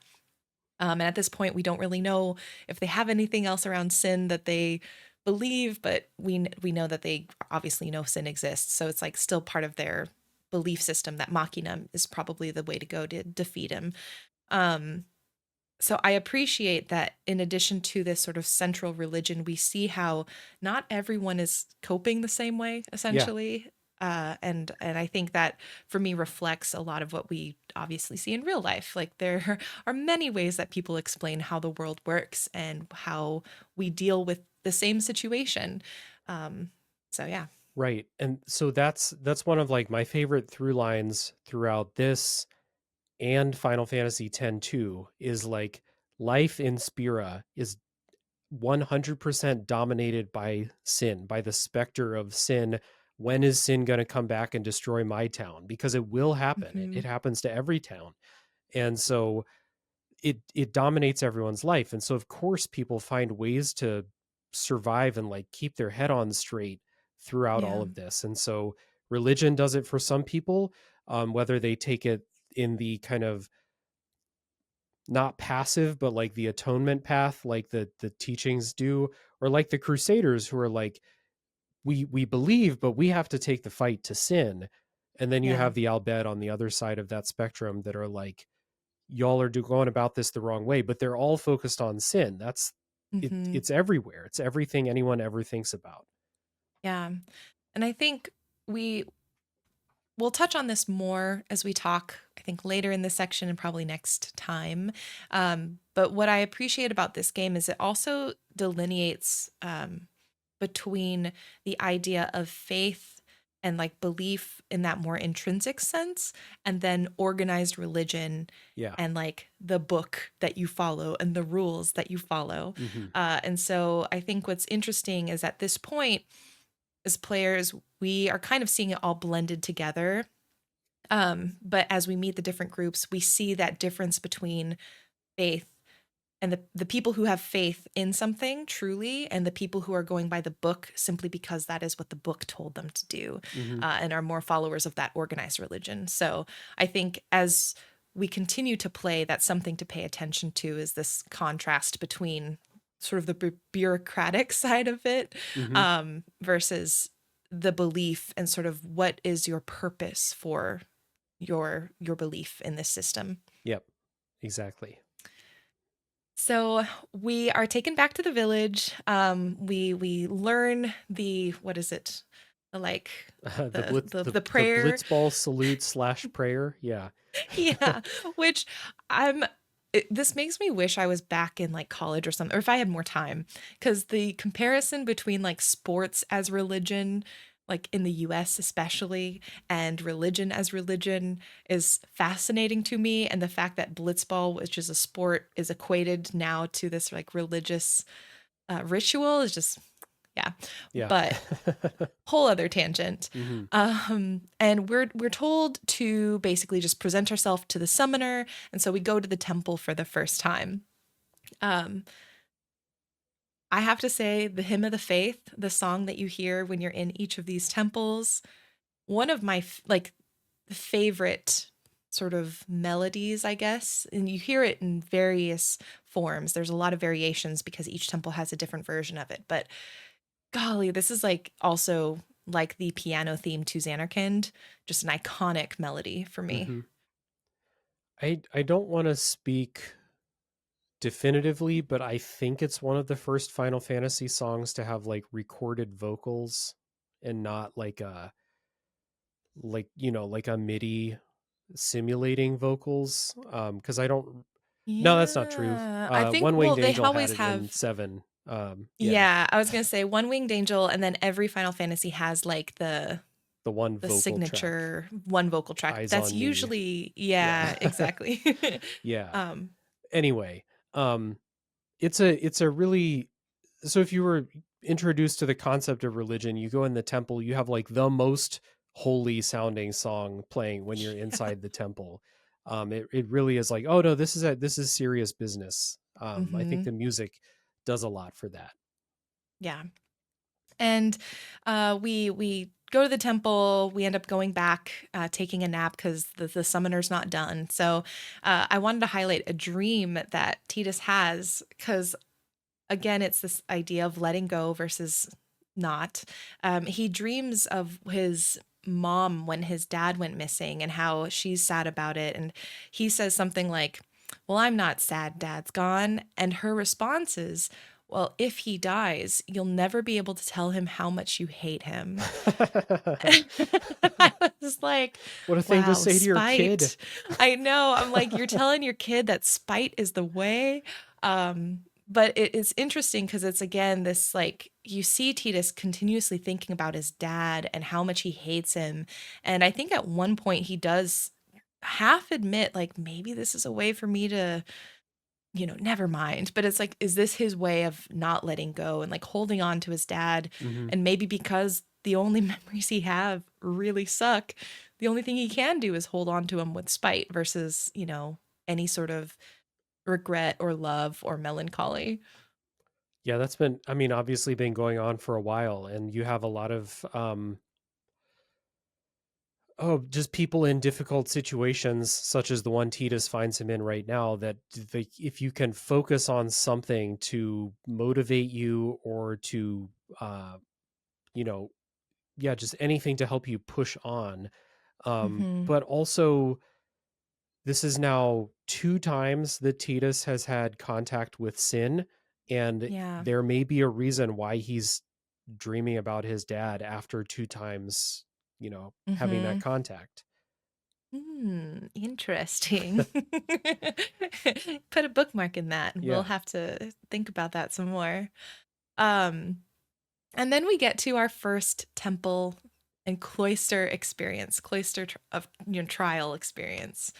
Um, I know in the Discord there have been a lot of thoughts shared in general about this sort of mechanic that's in the game. So, did you want to dive into just as we go on the pilgrimage, we're going to be going into these temples and doing a trial? How does that work, Dave? Yeah. So I'm glad we're just going to do the blanket. Here's how Cloister of Trials work, Yeah. instead of talking about each individual one. They're puzzles, sequences of puzzle rooms where you use these spheres that you pick up to manipulate the environment, usually themed around the area that that temple is in. If you're in the lightning area, the temple has a lightning theme and stuff like that. These are, in my opinion, some of gaming's worst puzzles. These are by far my least favorite part of this game.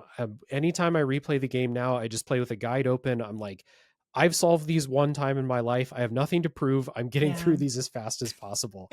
Um, but they're all built around putting spheres in specific recesses in specific orders to like open doors or supercharge this sphere so you can take it to this wall and put it in and charge up this line of electricity to power 1/4 of this other door. And it's tedious. I hate it. The music It's is nice, tedious. but it's super tedious.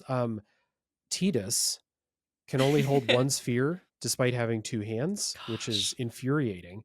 Is it Um, like a blitzball rule that he just has like embodied in his yeah, life? He's like, he can only hold it in the one yeah, hand. only one ball for this guy.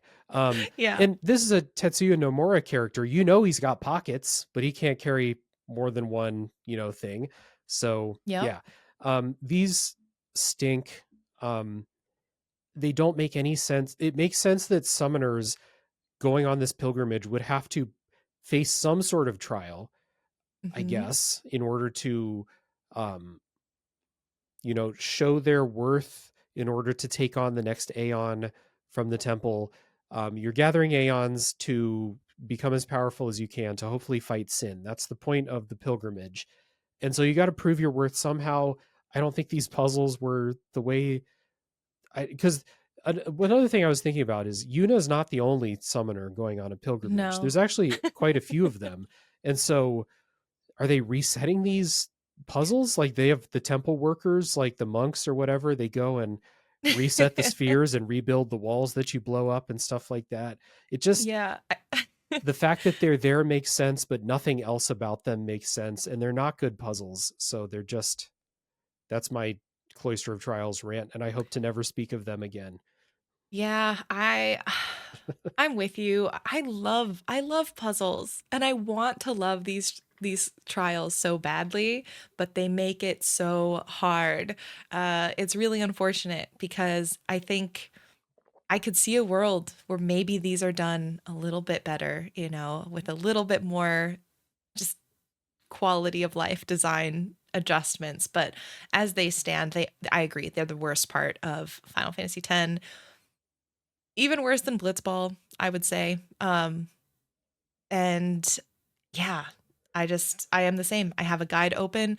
After the second one, that's when I start using the guides. I'm just like, I'm not going to think about it. Mm-hmm.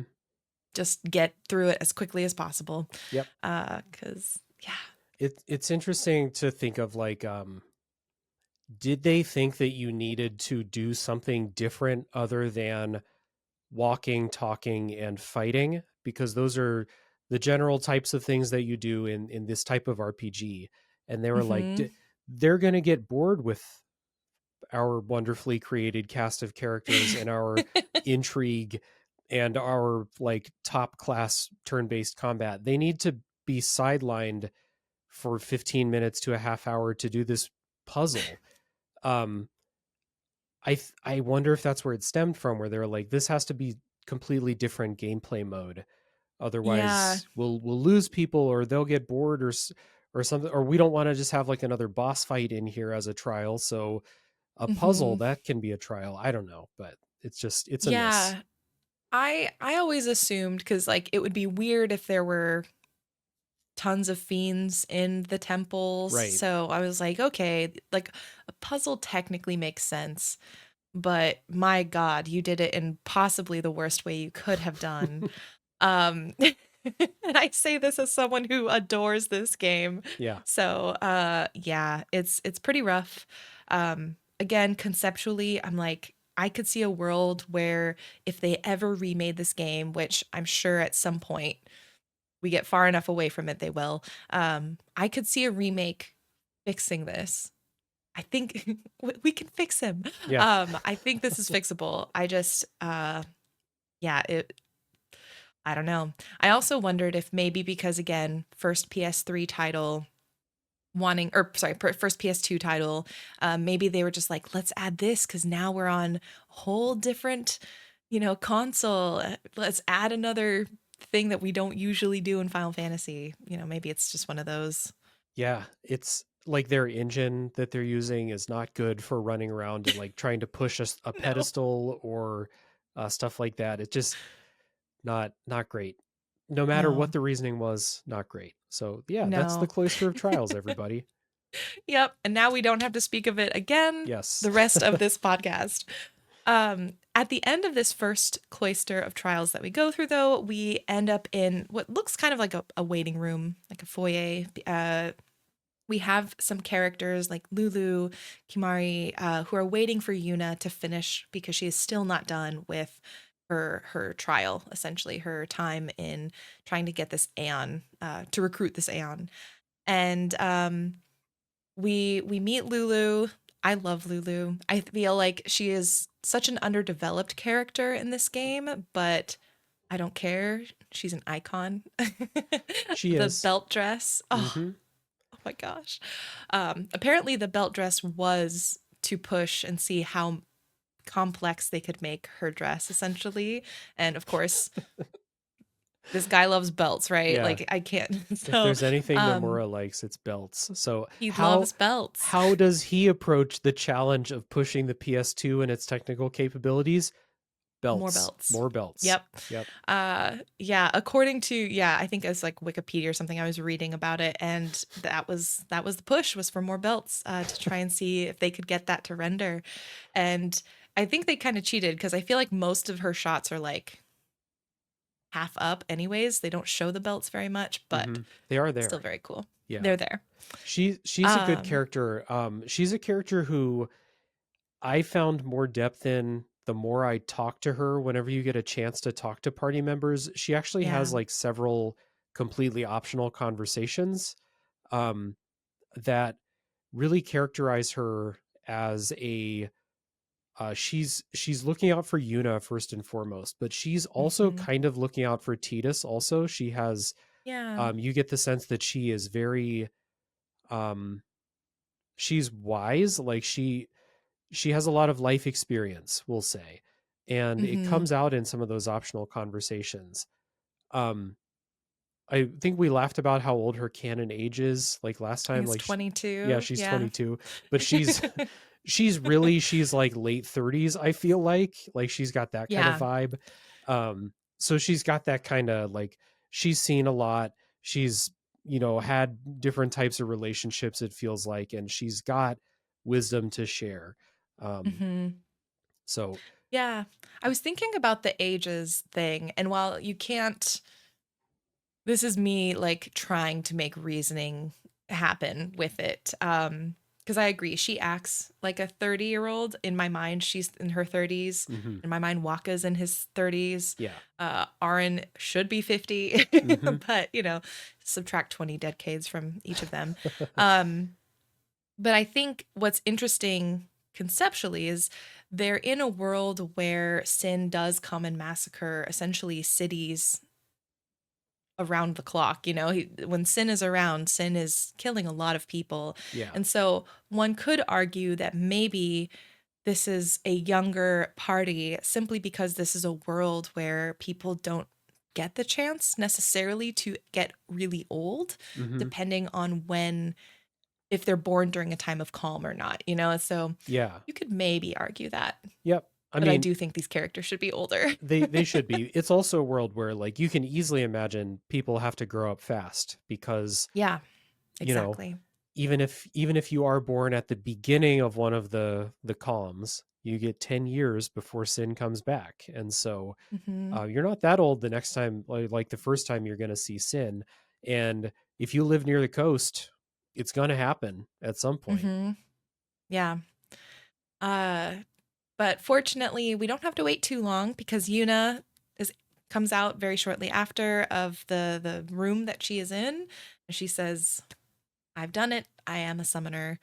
Um, I love Yuna so much. I will say she is maybe my favorite, like Final Fantasy character, maybe overall, but definitely up there in the top 5.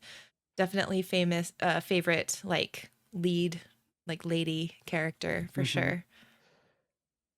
Trying to think, was she is she the first female protagonist? No. Well, you could argue that Mm, Terra's a one of the most important yeah, in 6, but like I would say because I think Terra and Yuna, and I haven't played 6, but Terra and Yuna hold the same roles in that they're not your player character, their playable character, if I'm correct. I don't know if you play Terra. you just don't start as, well, you do start as Okay. playing as Terra, but like for when the story really starts in 6, you're not playing as her. But like Six Okay. doesn't have a character that has to be there, for example, like in your party. Oh. Um, Not like to the point where you would say this is definitively the main character. They did it Okay. kind of on purpose, where I would say there's like maybe 4 or 5 characters in 6 where you could say this is Mm. their story as much as anybody else's. And Tara and Celis, another woman, are two of them. But Yuna is Okay. like this story. You're seeing it through Tidus's eyes, and Tidus is a very important person. He helps drive the story forward, but the plot moves when Yuna moves in Final Fantasy Yes. X, and so she is maybe the first like very obvious. She is a or the protagonist of Final Fantasy X. Yeah, and I think Isaac in Discord mentioned how in like narrative design, um this is something where I knew about in Final Fantasy, but I didn't know how widely it was practiced or utilized in narrative design. But in game design and game writing, at least, the player character is often rarely the main protagonist. Um, because protagonists are the ones who go through the most significant change. And so, like, as we play the game, while Tidus does go through a lot of change, I think maybe some of the most significant change we'll see in the game is coming through Yuna. And Hmm. we'll talk about what that change looks like. But um, I had always yeah, I thought think. of Yuna as a relatively flat character. Not that she doesn't have depth to her, but Mhm. she doesn't change a whole lot in the way that I see it throughout the story. Not throughout the story, but I think ultimately her change is maybe the most significant by the end, I guess. Particularly, I don't, to not get too far into it, but like especially in terms of what her role is, and what she is choosing to do with Hmm. her role, Yeah, um, and her faith as a whole. Like I think that change in her faith and her role and how she sees it, I guess, is right. something that changes maybe more subtly, but yeah, I think it does happen very slowly, and you don't see a lot of that change until late in the game. And even so, we'll talk about it the next time. But it's a little bit more subtle than a traditional character arc, where like Yeah. Tidus has a more traditional character arc. Waka has a more traditional arc. Some of the Hmm. other characters do. Yuna is very focused right from the beginning on her task. Um, Hmm. and yeah, we'll get into that in the next episode. Yeah, I'm very excited. Um, we have a lovely campfire in the evening. Everyone's celebrating. Yuna can summon now. She's ready to start her pilgrimage. And so there's a celebratory fire at the end of the day. That's where you get the iconic, the stay away from the summoner Yeah. line. God, it's so good.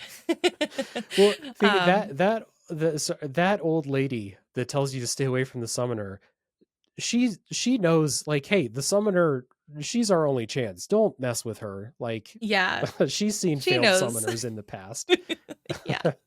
I know she's been around the block. She understands and she Yeah. knows what Tidus is all about. No, no, no. Yep. And you have opportunities to talk with everyone to celebrate that you're about to go. Yuna and Tidus talk for the first time, really, and we learn that we're going on the same boat. And then she drops the "You can tell me all about Xanarkand," which is like a, excuse me, we don't talk about Yeah. Xanarkand. It's notable because she's the first person that believes him, like outright Yep. believes him that he's from Xanarkand. Everyone else is like, all right, buddy, just don't tell anybody else. Like, well, this will be our Yeah. little secret that you think you're from Xanarkand. And Yuna's Hmm. like, no, tell me about it in the privacy of the boat. But yeah, Right. Yeah, let's not yell it everywhere, but I'd love to hear. yeah. Um, that evening, Tidus has another dream, more dad issues. But in this time, Yuna and Riku show up, and this is the first time where his dad is berating him, and Yuna and Riku are like, "No, you have to speak up." And so you're starting to see again, just even in dream form, little bits of change happening with Tidus, and how he's relating to his dad and how he's choosing to deal with his dad. And then the last conversation I wanted to highlight was between Lulu and Waka, because we learn that Waka, his younger brother Chapu, looked a little bit like Tidus. And so he has an affinity for Tidus. That's more than just, oh, we're blitzball buddies. It's Hmm. because he reminds him of his little brother. Yeah. And Lulu says, this guy isn't Chapu, no matter what he looks like. So, you know, calm yourself Hmm. and like focus on what we need to do. Lulu does Um, this a couple times in our section for today's episode. yeah, She's kind of a reality check for Waka in this scene and for yeah, Tidus in a later scene, to just be like, hey, we have a task. This is not what you think it is. Please do not let this distract you, basically. yeah. Or worse, like, don't let this be a road that doesn't lead where you think it's going to lead, Mm-hmm. for your own sake. Yeah. Um, and then I think we head to the boat. Is there anything else like on Besaid that you wanted to highlight before we move into this next section? Just that the music slaps. It's an amazing song Oh, in yes, it Besaid. does. Um, but that's it's interesting. There's a bit of an identity shift in Final Fantasy music going from, Mm, I think 10 is the marker of the shift. I mean, it's when Uematsu stopped being the only composer on the soundtrack. So of course there's an identity shift. Um, so there are less songs that feel like classic Final Fantasy to me in 10's mm-hmm. soundtrack. But that doesn't mean that they're not really good. I think the Besaid one is one where it's like it has a really different sound, I think, than a lot of the past. I mean, we're in a very different place, so it has a different feel to it. But Mm-hmm. the music is great here, and yeah, that's what I got. The song rocks. Yeah, the whole soundtrack, it actually was my first Final Fantasy like physical. I got how many? It was like 7 or 8. It was a huge CD case Yeah, I of bet. with Yeah. multiple discs. I feel like I'll try and find it for next week and hold it up for folks who maybe want to see because it's beautiful. But Nice. yeah, the music is so good, and Besaid especially, just playing that on loop, just having that in the background, it's just perfect. Hmm. On the boat, it's pretty. I think it's transition period. We're heading to this place called Kilika. We meet Owaka, who is a merchant who, as we progress, we can choose to give him more or less money to Hmm. get better items. The items I feel like aren't that great when you get to the final. Like by the time you get to the end, I feel like it's not necessarily worth the money, in my opinion. Hmm. But it's an option for you, just if you want to complete everything. Um, and we learn that Luzu and Gata are with us. They're transporting some cargo, super restricted, can't go look at it. And then we learn that Yuna also has a famous father. And Hmm. we've heard this a little bit, but I think it's Lulu or Waka who mentions to us, hey, High Summoner Braska was the person who started the last calm. That's Yuna's dad. Yep. And Tidus is like, oh, I know what it's like to have a famous dad. Yeah. And so there was already like a little budding connection between them, but now they have this like very, very tangible thing in common. Yeah. And if anyone can relate, it's like, it's weird. So it's like the one who can relate to Yuna the most is the one who knows the least about what she's doing, Mm-hmm. basically. And I think this is when we get a little bit more info too about like what Yuna's pilgrimage is, like what she's doing, Yeah. what's her final goal. It's to fight Sin at the end. We're gathering up power and stuff like that. And on replays, I've always paid special attention to the scenes where characters talk about the pilgrimage, and Mm, because Tidus is learning more and more about what the pilgrimage represents and stuff like that as the game goes. And I won't say like too much now, but for anyone who's playing along maybe for the first time, I would really recommend pay attention to those scenes where someone mhm. talks about um, what this pilgrimage is all about. And Tidus is like real gung ho about wanting to join in and help out. I don't remember if this is the part where we first learn like, so Braska defeated Sin, but the fact that Jecht and Auron were with him. Yes. Yeah, this is where we learn about it. Yeah. So Um like the one guy in Tidus's mind who's like, I think we talked about this last episode, but like he's the worst. He's the worst person in Tidus's life. He's a Mhm. hero in this world because he beat Sin. Yeah. which has got to be, I mean, talk about whiplash. We mentioned that at the start. For Yeah, Tidus, that has to be the worst whiplash because right. not only is he in the new world, but to realize that his dad was also here, like someone else also made it, and it was a person he hated. Uh, Gosh, not fun for him. Tough. Um, and it seems at this point, with the way that Yuna talks about Jet, she seems like, she's complimentary. Yeah. He was such a great guardian. He was my father's guardian. Our meeting must be, the blessings of Yevon. Hmm. She's excited because she has this positive association with Jet. And so it's interesting to see both of them react so very differently about the same man. And it makes you wonder, what happened with Jet while he was here in Spira. Yeah. Yep. And who's right? Because we have Right. two very conflicting opinions about what Jecht was actually like. We see in Tidus's dreams, but that doesn't mean it's necessarily true. And then we Hmm. have Yuna's side where he's like, "Oh, Sir Jecht, he's not just Jecht, he's Sir Jecht. He's Yeah. a knight. Yeah. He's the best." um, yeah. And I think it's because, people can be the same person but different, with different people and in Hmm. different situations. And so very excited to, as we play on, see what what these differences are and what is true, what isn't, and kind of make him a more fully fleshed out character than this villain that we've seen through Tidus's eyes. Yeah. Um, Sin shows up yet again, just really frequent. And Hmm. you kind of wonder, you're like, my gosh, It's almost see like he's this? drawn to something.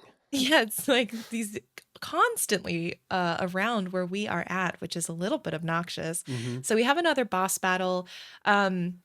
I wanted to take a moment because we haven't highlighted sort of the combat, and I know Yeah. both of us have spoken really highly of it, Hmm. but haven't gotten to how it actually works. So we wanted to talk through maybe how some of this combat works, just in general, so that folks, if they haven't gotten a chance to play yet, have a better idea of what it's like.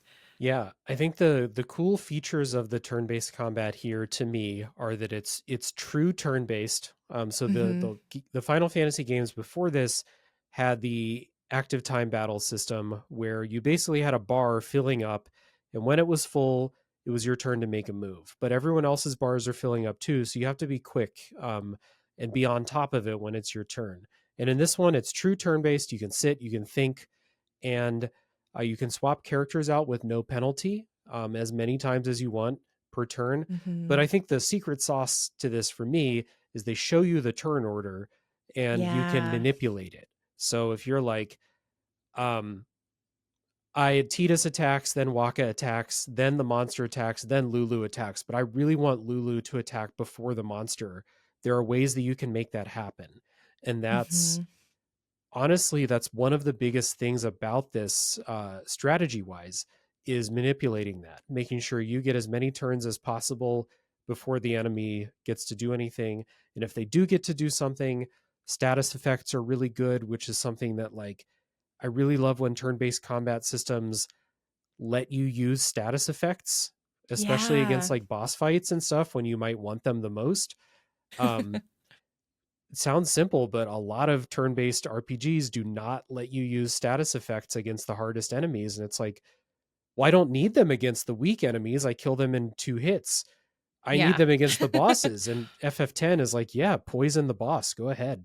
Like, if they're susceptible to poison, do it. Like, they all seem to have weaknesses like that. So, Yeah. um, that's a, very brief overview of like my favorite parts of this combat system, but there's a lot uh, actually, one other thing, sorry, that I think is great is we talked about the sphere grid in the last episode and how like it's a Hmm. linear progression and new players should just follow the path on the sphere grid. Yeah. And what it ends up doing is each character has a very defined role. Hmm. Tidus is fast. Waka can hit things that are flying. Arin can hit armored enemies. Lulu's a mage. Yuna's a white mage and a summoner. Yada yada yada. Yeah. What this does that I think is great is it adds to their character the fact that they have a role in combat. And Hmm. I think if everyone can be anything, they lose a little bit of edge to their character because everyone is the same in these situations, right? Mhm. So I love the fact that Yuna is a white mage and a summoner, and that's her job in the world is a summoner. So it wouldn't make any sense if like if Aaron could learn how to summon things like other Final Fantasy games will let you do, wouldn't make any sense. So Right. I love the way that this game does that. Me too. I think as a player who's new to RPGs, it makes it a bit more approachable because then you can say, okay, I know this person is good against flying things. So if I Yes. see a flying thing, I know to use this character. I know this thing's weak against physical attacks. This one's weak against magic. And you have these buckets you can place situations in so you know how to better respond.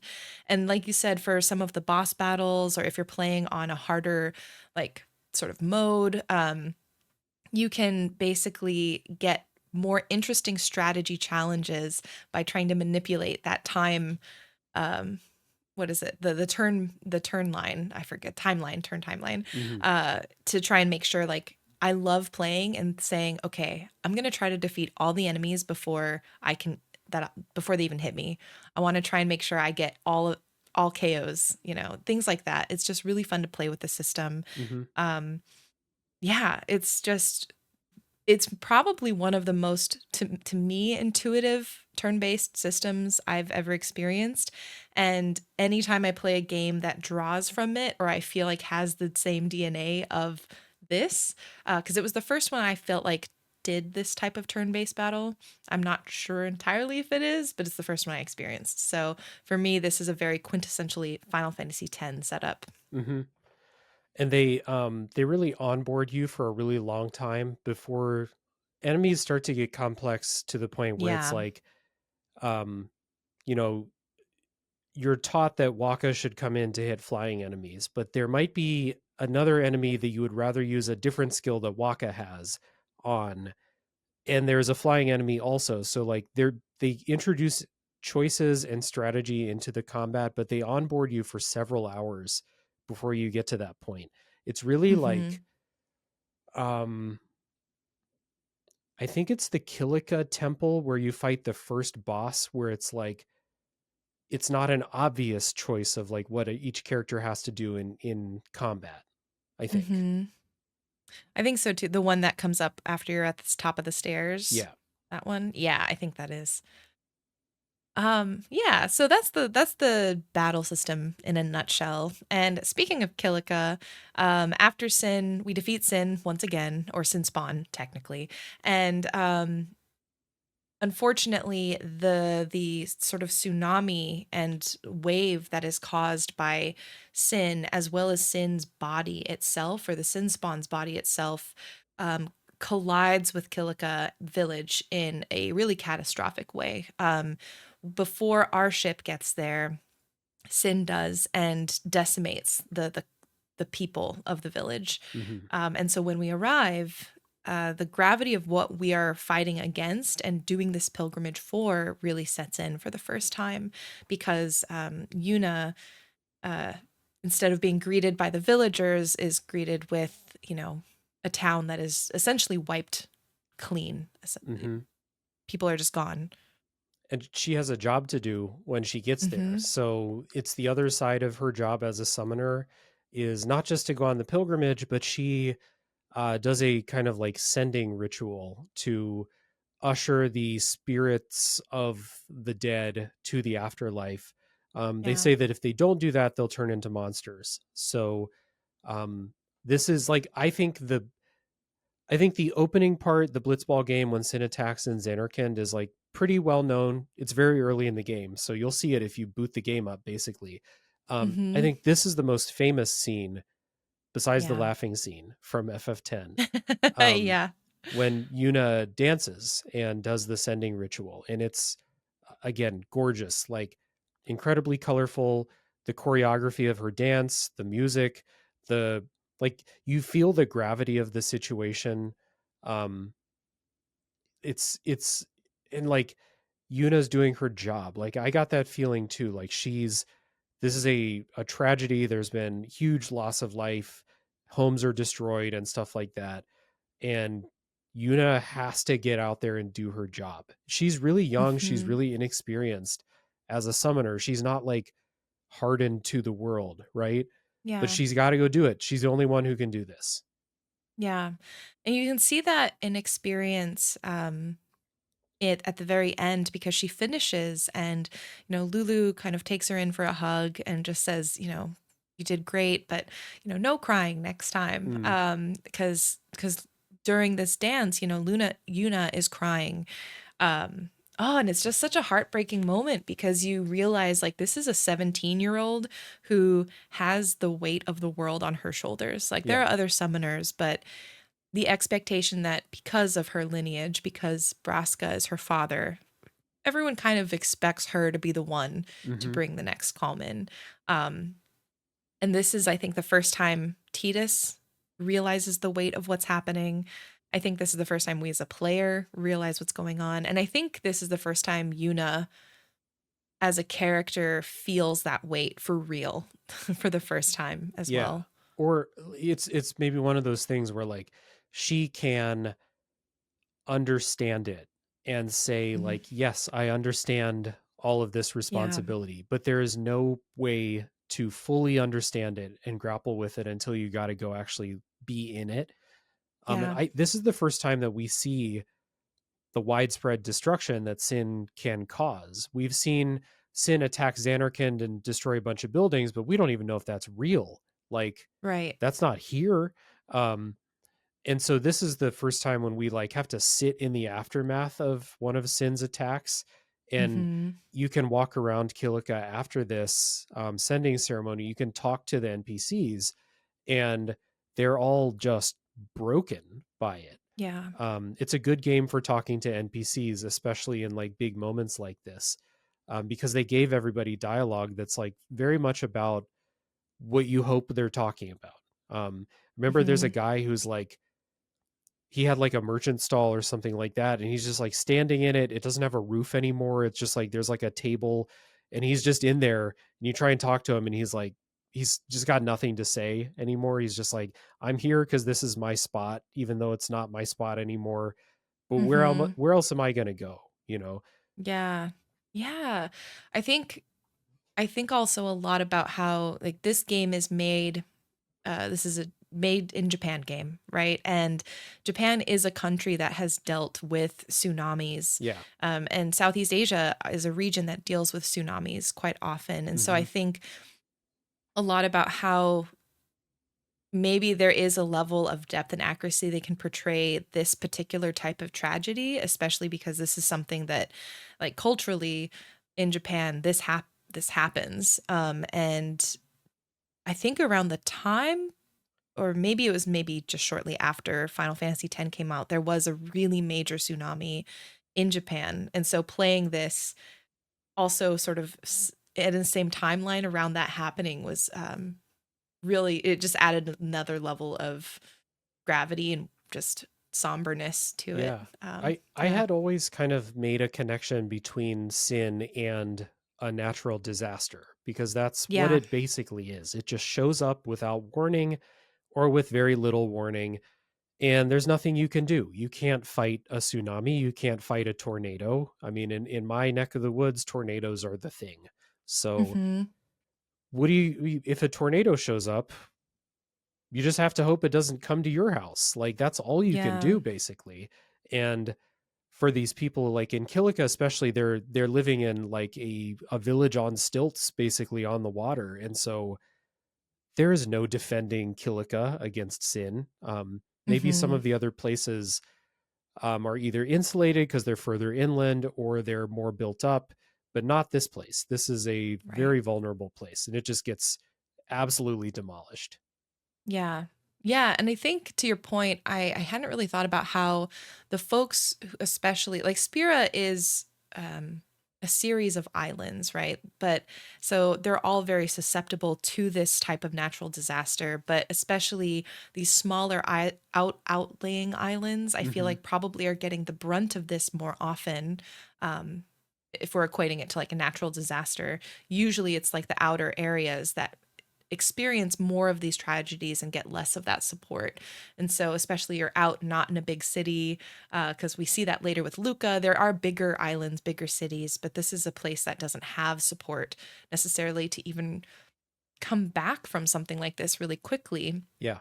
And what's really nice is seeing like the next day after the sending, Waka and the other blitzball players, the team, like they're out in the community helping rebuild. And that was Hmm. a detail that I noticed on this playthrough that I don't think I really thought about consciously, but it's cool to see how in this game the developers weren't like, "Oh, we're just not going to like let's save on the character models. We're not going to have them like in and up around the town." It's Mm. like they're in the village helping repair the walkways and making sure that people are getting taken care of, and not just like staying on the boat, Hmm. you know. I wonder, like, it's characterization for them because like they have a task that's like bigger than any of these individual places. Like they're the Yeah. summoning party. They have to go. They have to go to the Yep. temple and they have to continue the pilgrimage. But yeah, as you said, they're staying to help out.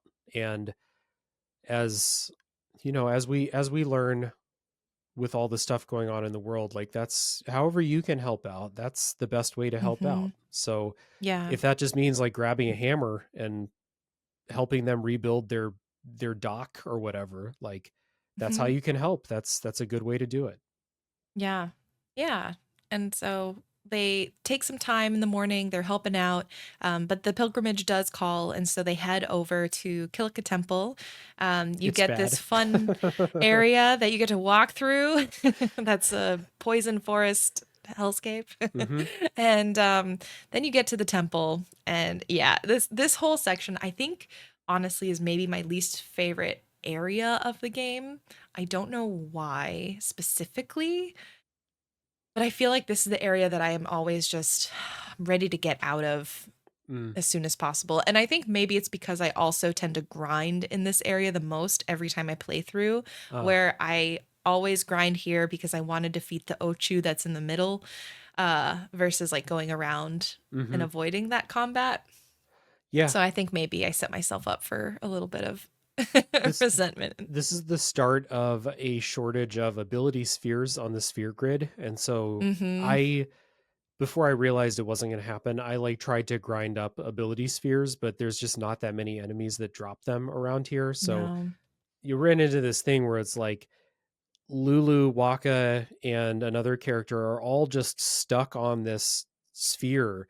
They all need ability spheres and nothing is dropping them. And that Yeah. works itself out in like, a half hour to an hour, but like we start to feel it here. And so I'm like, okay, I'll grind a bit. And that doesn't work either. So it does. Yeah. And also the forest is like, it's a long series of like multiple different paths that are very long and a lot of them just end in dead ends, and so Mm-hmm. within a game with random encounters it feels bad to run into dead ends. So yeah, but you get to the Yeah. temple eventually. Yeah, you get to the temple. This is a pretty straightforward area in terms of you have a boss fight. I think the most notable things at Kilika, other than getting the next Aeon, which is Ifrit, is you meet a couple of side characters that you'll encounter throughout your journey. First is Luca, or not Luca, Donna and her guardian. Oh my gosh, I'm blanking on his name. Bartholomew? Is I something forget. Baltheus or something like Baltheus. that, Yeah, it's a like a name very like that. extravagant bee name. Yeah. um, Donna is not the nicest summoner, so we learn not all summoners are lovely people. Yep. She's a little bit mean. She's a little bit snobby.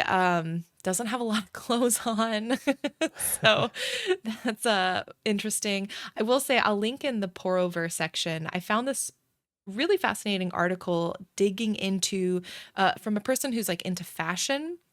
It's a two-part article digging into the fashion of Spira as a whole and the designs of the clothing, and then the designs of all of the main characters, and some of the prominent side characters in their clothing. And one of the points that this person makes in the article is about how throughout this game, oftentimes characters, not always, but oftentimes characters that have more revealing clothing often are the ones that are more critical of the religion, and more skeptical and willing to sort of adjust their beliefs, Hmm. while the ones that are more clothed tend to be the characters that are either more stuck in their beliefs or have a lot more to hide.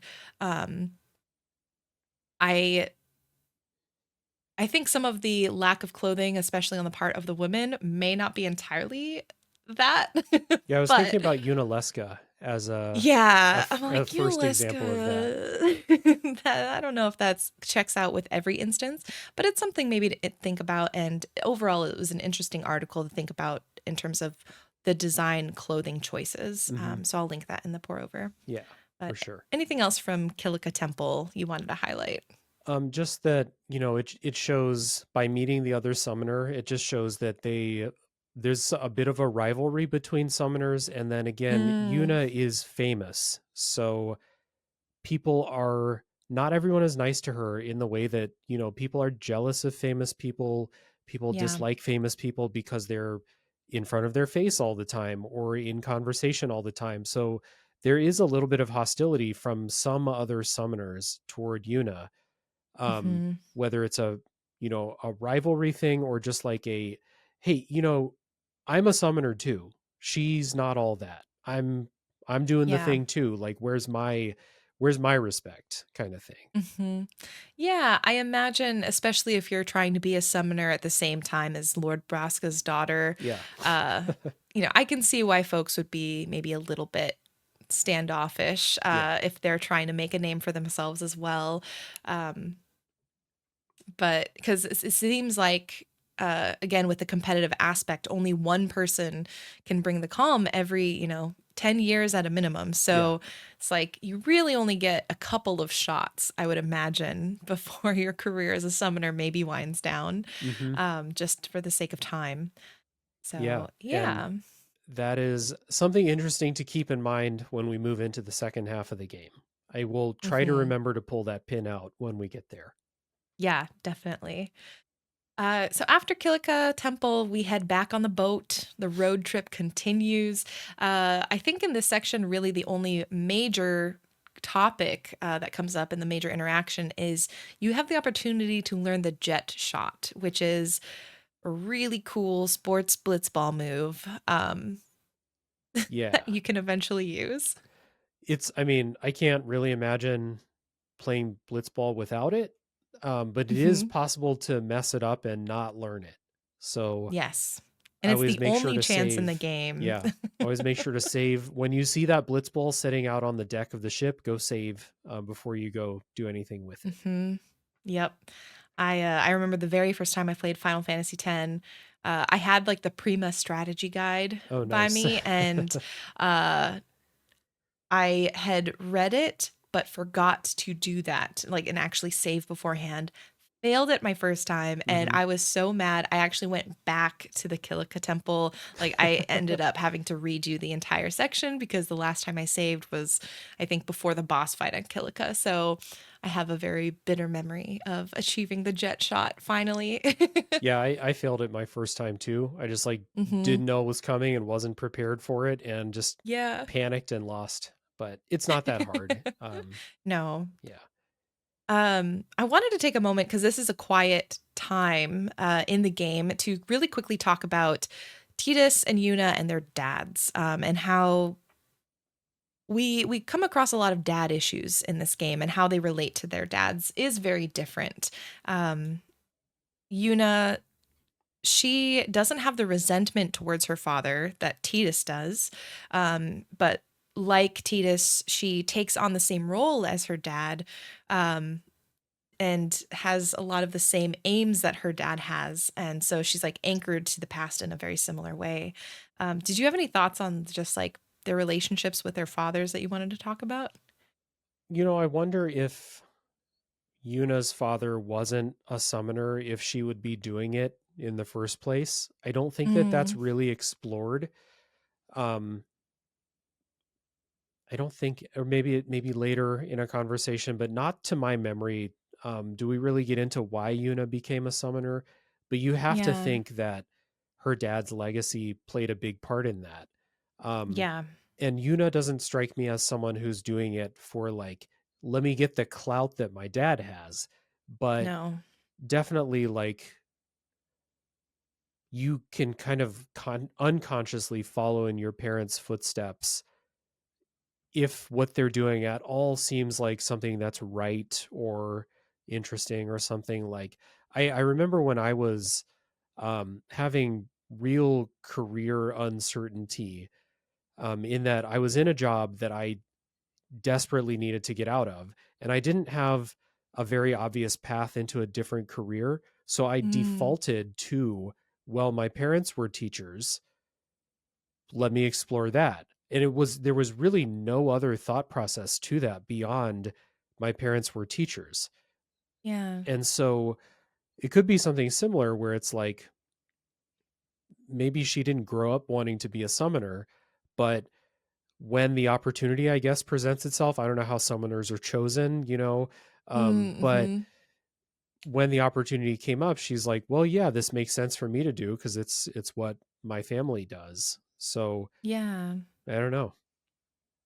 I think also we see Yuna, and it's not necessarily, it's never explicitly stated, but Yuna, when I see her, I see a people pleaser. Hmm. She definitely will put others' needs and desires and hopes and goals before herself, as long as it doesn't necessarily conflict with her ultimate goal of defeating sin. But that also is like she's sacrificing her time and energy, her childhood, her teenage years to train and do this thing that is about so much more than her. So her entire being is about giving things up so that others can be happy. And so I could see where if, as a young person, she sees, oh, my dad was a summoner, he made people happy.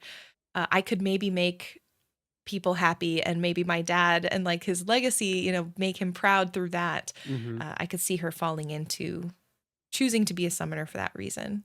Yeah, there's also that aspect, like you said, that really, really the only good thing that can happen in Spira is somebody defeats sin and buys everyone 10 years of peace. And Hmm.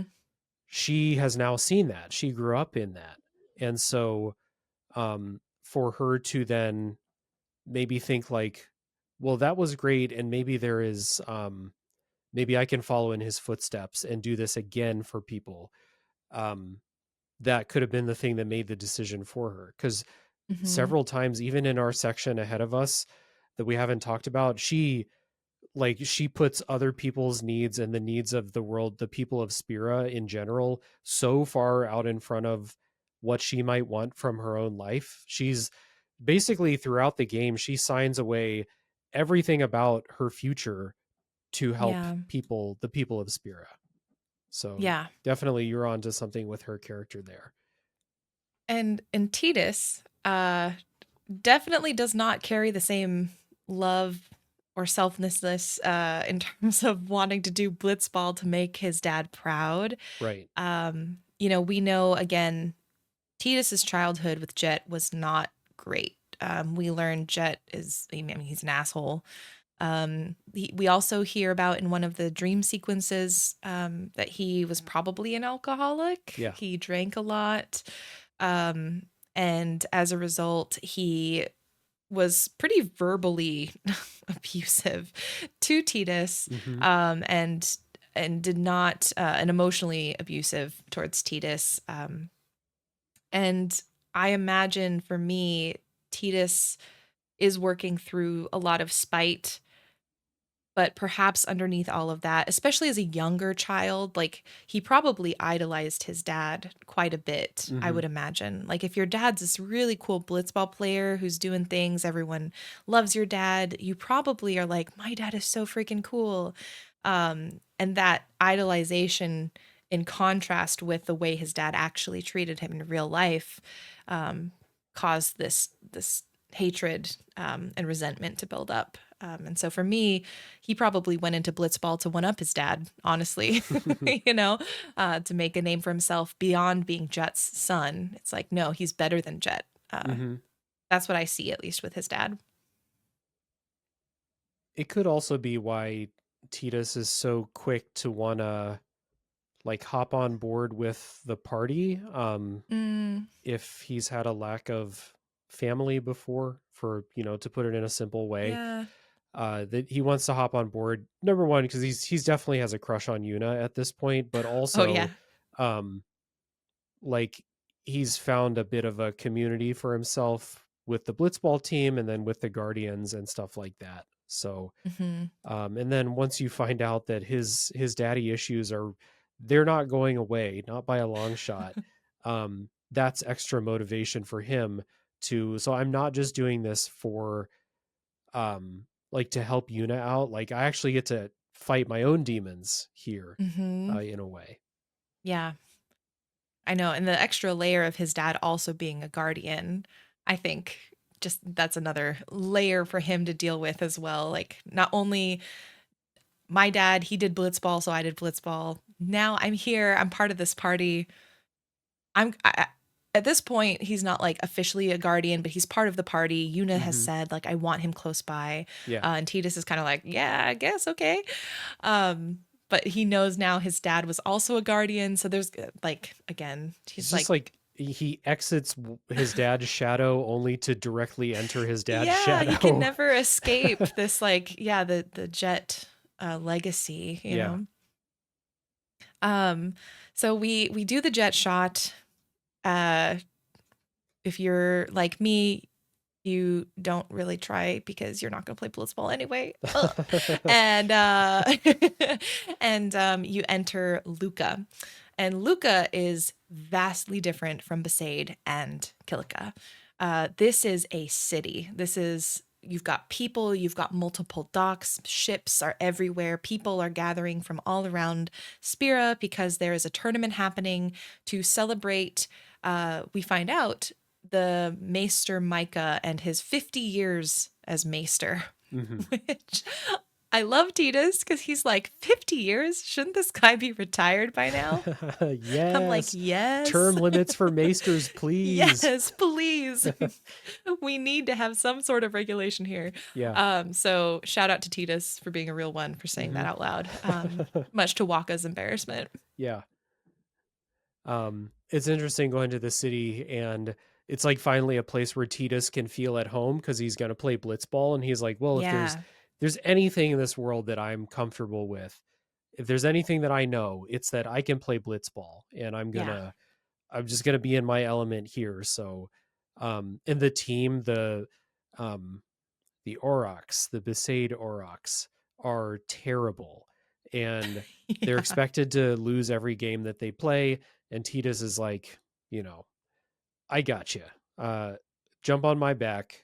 We'll see what we can do here. The Unfortunately, we're playing Tidus, Yeah. so that is a lot harder than Yes. done than said. Um, I go back and forth every time I play this game on whether I like Blitzball or not. Hmm. The first time I played it, I loved it.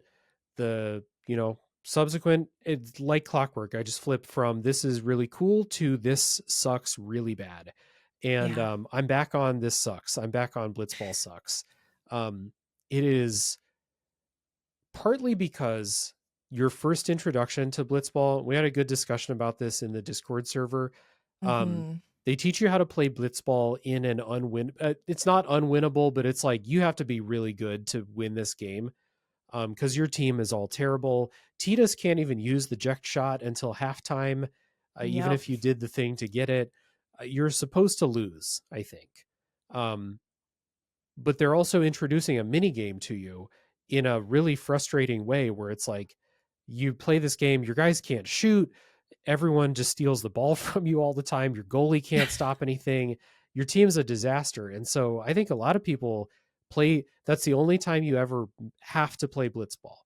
It becomes a triple triad thing where you can just play it any time after this, but it's the only time you have to, and the odds are stacked really far against you, and it's a bad first impression. I think a lot of people play it and they're like, this sucks. Like, what is this? And I don't think that I think that Blitzball is like kind of interesting as like a strategy game with like stats and stuff. You have to play a Mhm. lot of it to get to the point where it's like fun to play. And even Yeah. when you get to that point, it's still like it's pretty unpredictable in unfun ways, I think. I don't think it's a very good mini game. I agree. I also have found that my relationship has been so hot and cold with Blitzball. Conceptually, if we had Blitzball as a real sport, I would love to watch it. But in the game, the first time I played Final Fantasy X, I hated Blitzball. I've gone back and forth. I am also this time playing on a I don't want to play Blitzball run, Mhm. and so that's why for me, I was like, I'm not even really gonna try to worry about getting the jet shot. I know I'm gonna throw the game. Sorry to the Besaid Aurochs, I failed you. And I know I'm not gonna engage with Blitzball after, this point because Mhm. it's just I don't have the time for it, and I just don't have the interest at this point. And it's really tough because you mentioned Triple Triad, which for folks who uh, don't know, Triple Triad is the card game, mini game that's part of Final Fantasy VIII, which I think is probably one of the most top tier mini games. Like, that is its own game. You can actually get Triple Triad cards out in the real world. It's so much fun to play. And it just does not compare.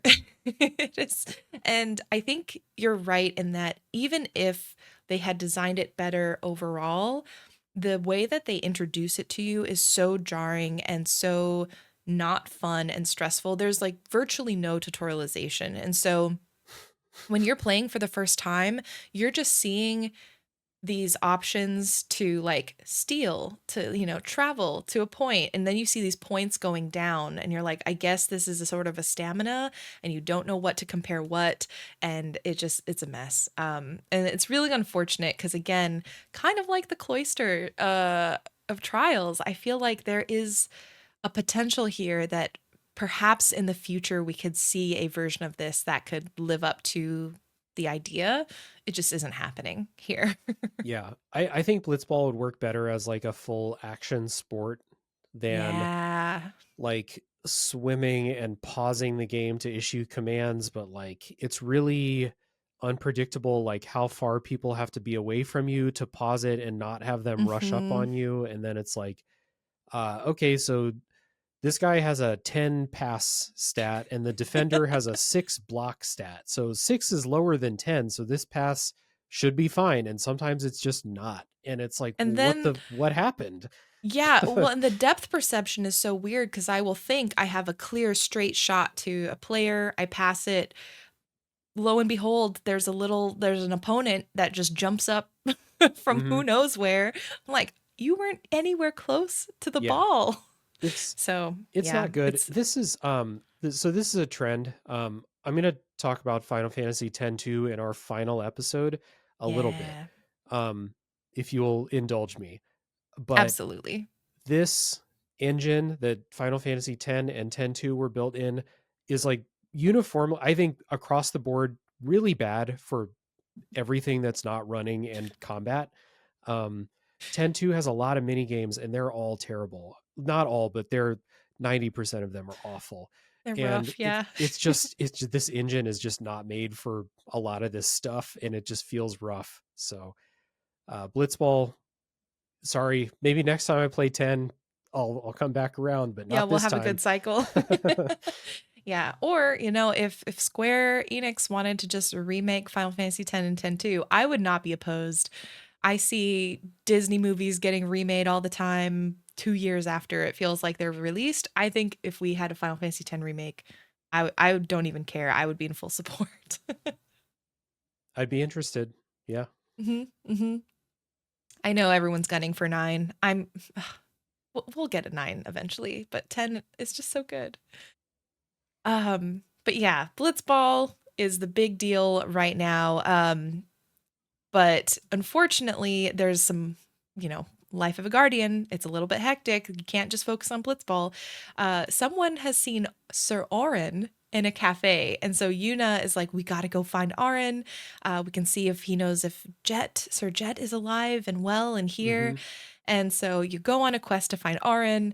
You don't find Orin. Instead, you find Kimari's like I guess tribe mates is maybe the closest term. I don't know if they're cousins, Yeah, I don't maybe. know if they're brothers or something like that, but yeah. Yeah. Yenku and Biran, who are two other Ronzo, and we thought Kamari was big. Yeah. It turns out he is actually small for a Ronzo, and that is a huge point of contention for him and his relationship with other Ronzo. They Mm-hmm. make fun of him, they mock his broken horn, and Kimari just decks one of them and is like not taking it, which honestly, go Kamari. Mm-hmm. We haven't heard from him a lot, so it's kind of nice to see a little bit more of his story come through here.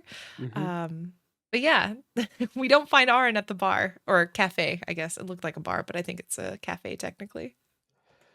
Maybe a cafe in the localization in the way they used to do. But Exactly. Like yeah, vacation juice in Animal Crossing. yeah, exactly. Vacation juice is a good euphemism. I like that. Yeah, it's great. Yeah, we don't find Oren, but the next closest thing is Yuna gets kidnapped. So if we can't Right. find one party member, we lose another one. So And this one is particularly, I would say, like coded for Waka because it turns out the Albed have kidnapped Yuna. And so Waka is particularly upset about this because he is racist against the Albed. mhm. Um, and so while he is trying to he has to deal with the match, he can't go help. Everyone else is like, all right, we'll take care of this while you play Blitzball. Then Tidus will come and find you as soon as we're done with all of this. Yeah. Um, you save Yuna, and we are able to share with Yuna, like, hey, I think it's funny. Tidus is like, I wonder if the Albed I met are here, which I guess is reasonable to maybe wonder because everyone in Spira is coming to the same location. But I'm Hmm. like, that is feels like such a small chance. um, uh, I don't know, These but I three guess he doesn't know people. how Yeah. big. Yeah. Yeah, I'm like the three Albed you met. You think maybe these would be the It's ones? it's like yeah, it's like it's like if I were to ask you like, where do you live and you tell me, I'm like, "Oh, do you know this person?" You're like, Exactly. "Of course I It's don't like, know that person. There's no, this is a hundreds of huge thousands of city. people here." Yeah. Yeah. But Yuna honestly does something a little bit similar because she's like, "Oh, you met some Albed. Did you meet Sid on the ship?" And we Mm. learn that her uncle is named Sid. He is an Albed, and that Yuna is half Albed on her mother's side. And this is not something she talks about, probably because of that dissonant relationship between the people who are following Yevon and the Mhm. Albed, and particularly because Waka hates the Albed and Yeah. she knows how he would probably react. Right. Best to just keep that close to the chest. I mean, like Hmm. when the opportunity presents itself, she doesn't like distance herself from the Albed or anything like that. But it's just like, Right. you know, let's just not bring that up. Yeah. Again, kind of going more towards that. You see how practically that would probably be useful, but also just people pleasing tendency of like, hey, if it's going to cause dissonance in the party, I'm Hmm. just not going to deal with it. Like, it's not that big of a deal. Yeah. Doesn't have to do it with what we're doing, you know. Hmm. So you can see more of that in Yuna. Um, so then you go do the Blitzball match You lose and most you likely. lose, Yeah. probably. If you won, congratulations. You are so strong and powerful and cool. Hmm. If you lost, don't worry, you're still strong, powerful, and cool, just not at Blitzball. Regardless of whether you win or lose, all of the festivities are interrupted. Fiends are in the Blitzball Stadium. I don't know. Hmm. And you have to fight and protect everyone, defend Yuna, sync up with the party, and Aaron ends up showing up. And Hmm. he's super badass and cool. And it's a really neat cinematic. Yeah. He's the best. He shows up, and then also, you're introduced to Seymour, who is a another maester, and Yes. he's got like he's got a main character design. Like when as soon as you see Seymour, you're Yeah. like he's important. Yeah. And he he brings his Aeon out to like disperse the fiends in the stadium. And you've I always love this because like you've got two Aeons for Yuna so far. You've got Valifor and you've got Ifrit. they're both like mythological creatures, but they're both like kind of beautiful in a way, especially Yeah. Valifor. Seymour's Aeon is just it's fucked. It's a horror show of a creature. And so when he brings it out, if you didn't clock it from the character design, when he brings out his Aeon, you're like, oh, this guy's bad. He's bad news. Yeah. Yeah, like his Aeon named Anima is like wrapped in chains, in agony, like Yeah. tortured, like poor soul. And you're just like, what is this guy's problem? Like, Yeah. what is he doing that this is his Aeon? Hmm. Yeah, bad news for sure. When you meet him, I think the music is also very like you hear it in the music. This is sort of a villainous character. Hmm. I mean, with that hair, with his costume, I mean, you can't help but say, "All right, we got a baddie here," and Yeah. not the good kind, like the bad kind. Seymour's got, so he's got like, if anyone doesn't know what he looks like, he's got this big, he got Final Fantasy hair. It's all like spiky and Yeah. going off in different directions. He's got these really prominent like veins in his cheeks and on like his Hmm. cheekbones and stuff. And he has, I don't know why this always stuck out to me as like, but he's got really prominent belly hair, like chest and belly hair. Yeah, they like gave him a deep V to show it off Yeah.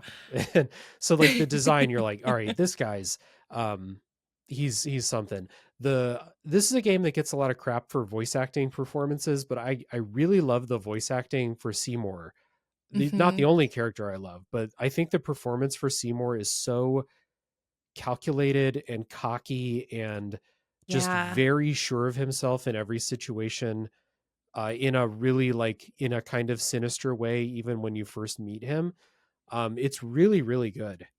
Yeah, his voice has always given me the creeps. Yeah. And I say like in a very complimentary way, like even when he is saying nice things, it's like a honeyed trap.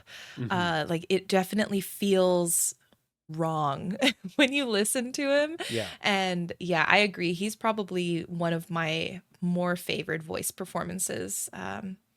Despite being a character that I really just gives me the creeps. I don't like Seymour very much.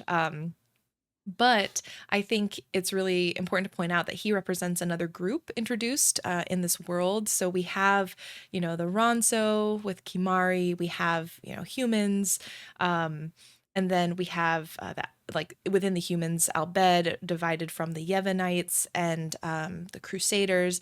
And then we have the Guado, which is sort of like, I don't know, kind of like this world's version of the elves, I guess. Like they have kind of longer fingers and pointy ears. Hmm. They always seemed kind of like dark elf like to me in a way. Home in the forest kind of thing. Yeah. Yeah, very like in tune with maybe more of the natural world. Yeah, And they live right next to the far plane. So yeah, yeah.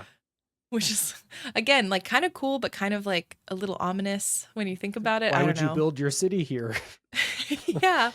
And what Seymour also is, what's interesting about Seymour, and I wrote this in the note, is he has more daddy issues. Hmm. Because he also has a famous father, Lord Giskel, who was also a maester, and his dad has recently passed away. And his dad was famous because he brought the Guado people basically into Yevon and sort of like convert. It seems like he did sort of a mass conversion of the people Hmm. into this faith. And now bringing the races of like human and Guado together. So this is like a big, very political move, honestly, on his father's part. And he represents sort of the next generation of that. Yeah. And we'll see what he does with that. We will. We will see what he does. Um, Afterwards, we learn one huge bit of detail about Sin, because Orin talks to Tidus and he says, "You must have felt him when you came into contact with Sin. Hmm. Sin is Jet." Uh, and so this whole time, we have been seeing that Sin brings up memories, it feels like, of Jet and Tidus. He keeps having these dreams. He keeps sort of following Tidus almost, it feels like. And that's not just main character syndrome. There's a narrative reason why Sin is everywhere we are, Mm-hmm. because Jet, Tidus's father, is Sin. Yep. And so if you were rooting for Tidus to have a confrontation with his father at some point, because they've been Yep. planting seeds of hope that you will get that in Spira, despite not knowing how that would work with this time travel or whatever that's happened. Well, that thing that's destroying everything, that's what you're going to have to confront. And so then it starts to bring on questions of like, okay, Jecht was there when they defeated Sin, so why is he Sin now? And Hmm. is he alive in there? Like, is he conscious? Is he choosing to follow us around? Is he unconsciously following us around? How much of him is left, basically? And Hmm. so, will Tidus get that chance? Will Tidus get his closure? All of this is on the table. And I thought Sin was a really interesting concept and a really interesting antagonist before this reveal, like remembering when I first played this. But then knowing that like it's actually more than that, like Sin represents this, he represents the world scale conflict, but he is also Tidus's like Mm. interpersonal conflict all at once. And like, does Yuna know this? Yuna idolizes Jecht. She's gonna, her goal is to go kill Sin. She's gonna have to go kill Jecht. So it's a, it's a really interesting wrench in the story. It's a absolutely not wonderful, but like narratively, just from the design, this is such a great twist in the story because everything starts with Tidus and Jet and Sin, and to see how it's all going to come back and always kind of go around Tidus and Jet and Sin and Yuna also to some extent. So it's like Mm-hmm. you see how this through line is just going to continue through the story, and it's so impactful. And I love what you mentioned about how it's both the world scale conflict now coming into the most personal conflict in the game, one of the most personal conflicts. Uh, just, God, that is just such good narrative design. It's just, you don't see that happen very often. It's so solid. And the story would have been really good without that. I think like, I think Sin Mm. is compelling enough to make you like really buy into the stakes of the story even without that personal connection. But that personal Yeah. connection, now Tidus has like his ultimate buy-in. Like now he has to go with the party, he Hmm. has to become a guardian, he has to like, and he doesn't even know what all of this fully entails yet. um Yeah. what does it look like when you go fight that thing? Like, he doesn't know any of it, but now he's got that connection. He has to be it. Yeah. Yeah. And we have this really depressing news for Tidus. He is shell shocked. He's at a loss. He's trying to process everything that's happening, and Yuna sees that he's having a little bit of a moment. And so, as they're standing, getting ready to move into the high road, Yuna shows off that she's been practicing her whistling, which was a moment that they had together on the ship. Um, she asks if he wants to scream to let out some of this tension, which he did when they were in Kilika. That he kind of was so frustrated he like let out a scream, which is I thought really sweet and human. And she acknowledges how many people depend on her and how sometimes she just has to practice smiling. Mm-hmm. And then she says, "Now next," after he gives the most agonizing grimace of a smile, she tells him to try practicing laughing out loud. And I would love to hear, because we have been building up to your TED talk and your thoughts on this moment. And I would love to hear what you have to say about this laughing scene that we have here. Okay, I'll try. It's not going to be like a full 20-minute TED Yeah. talk, but um, this is the most miscontextualized scene in video games, in my opinion. For people who have, this is a meme, and it's a meme that Hmm. people know, even if you've never played Final Fantasy X.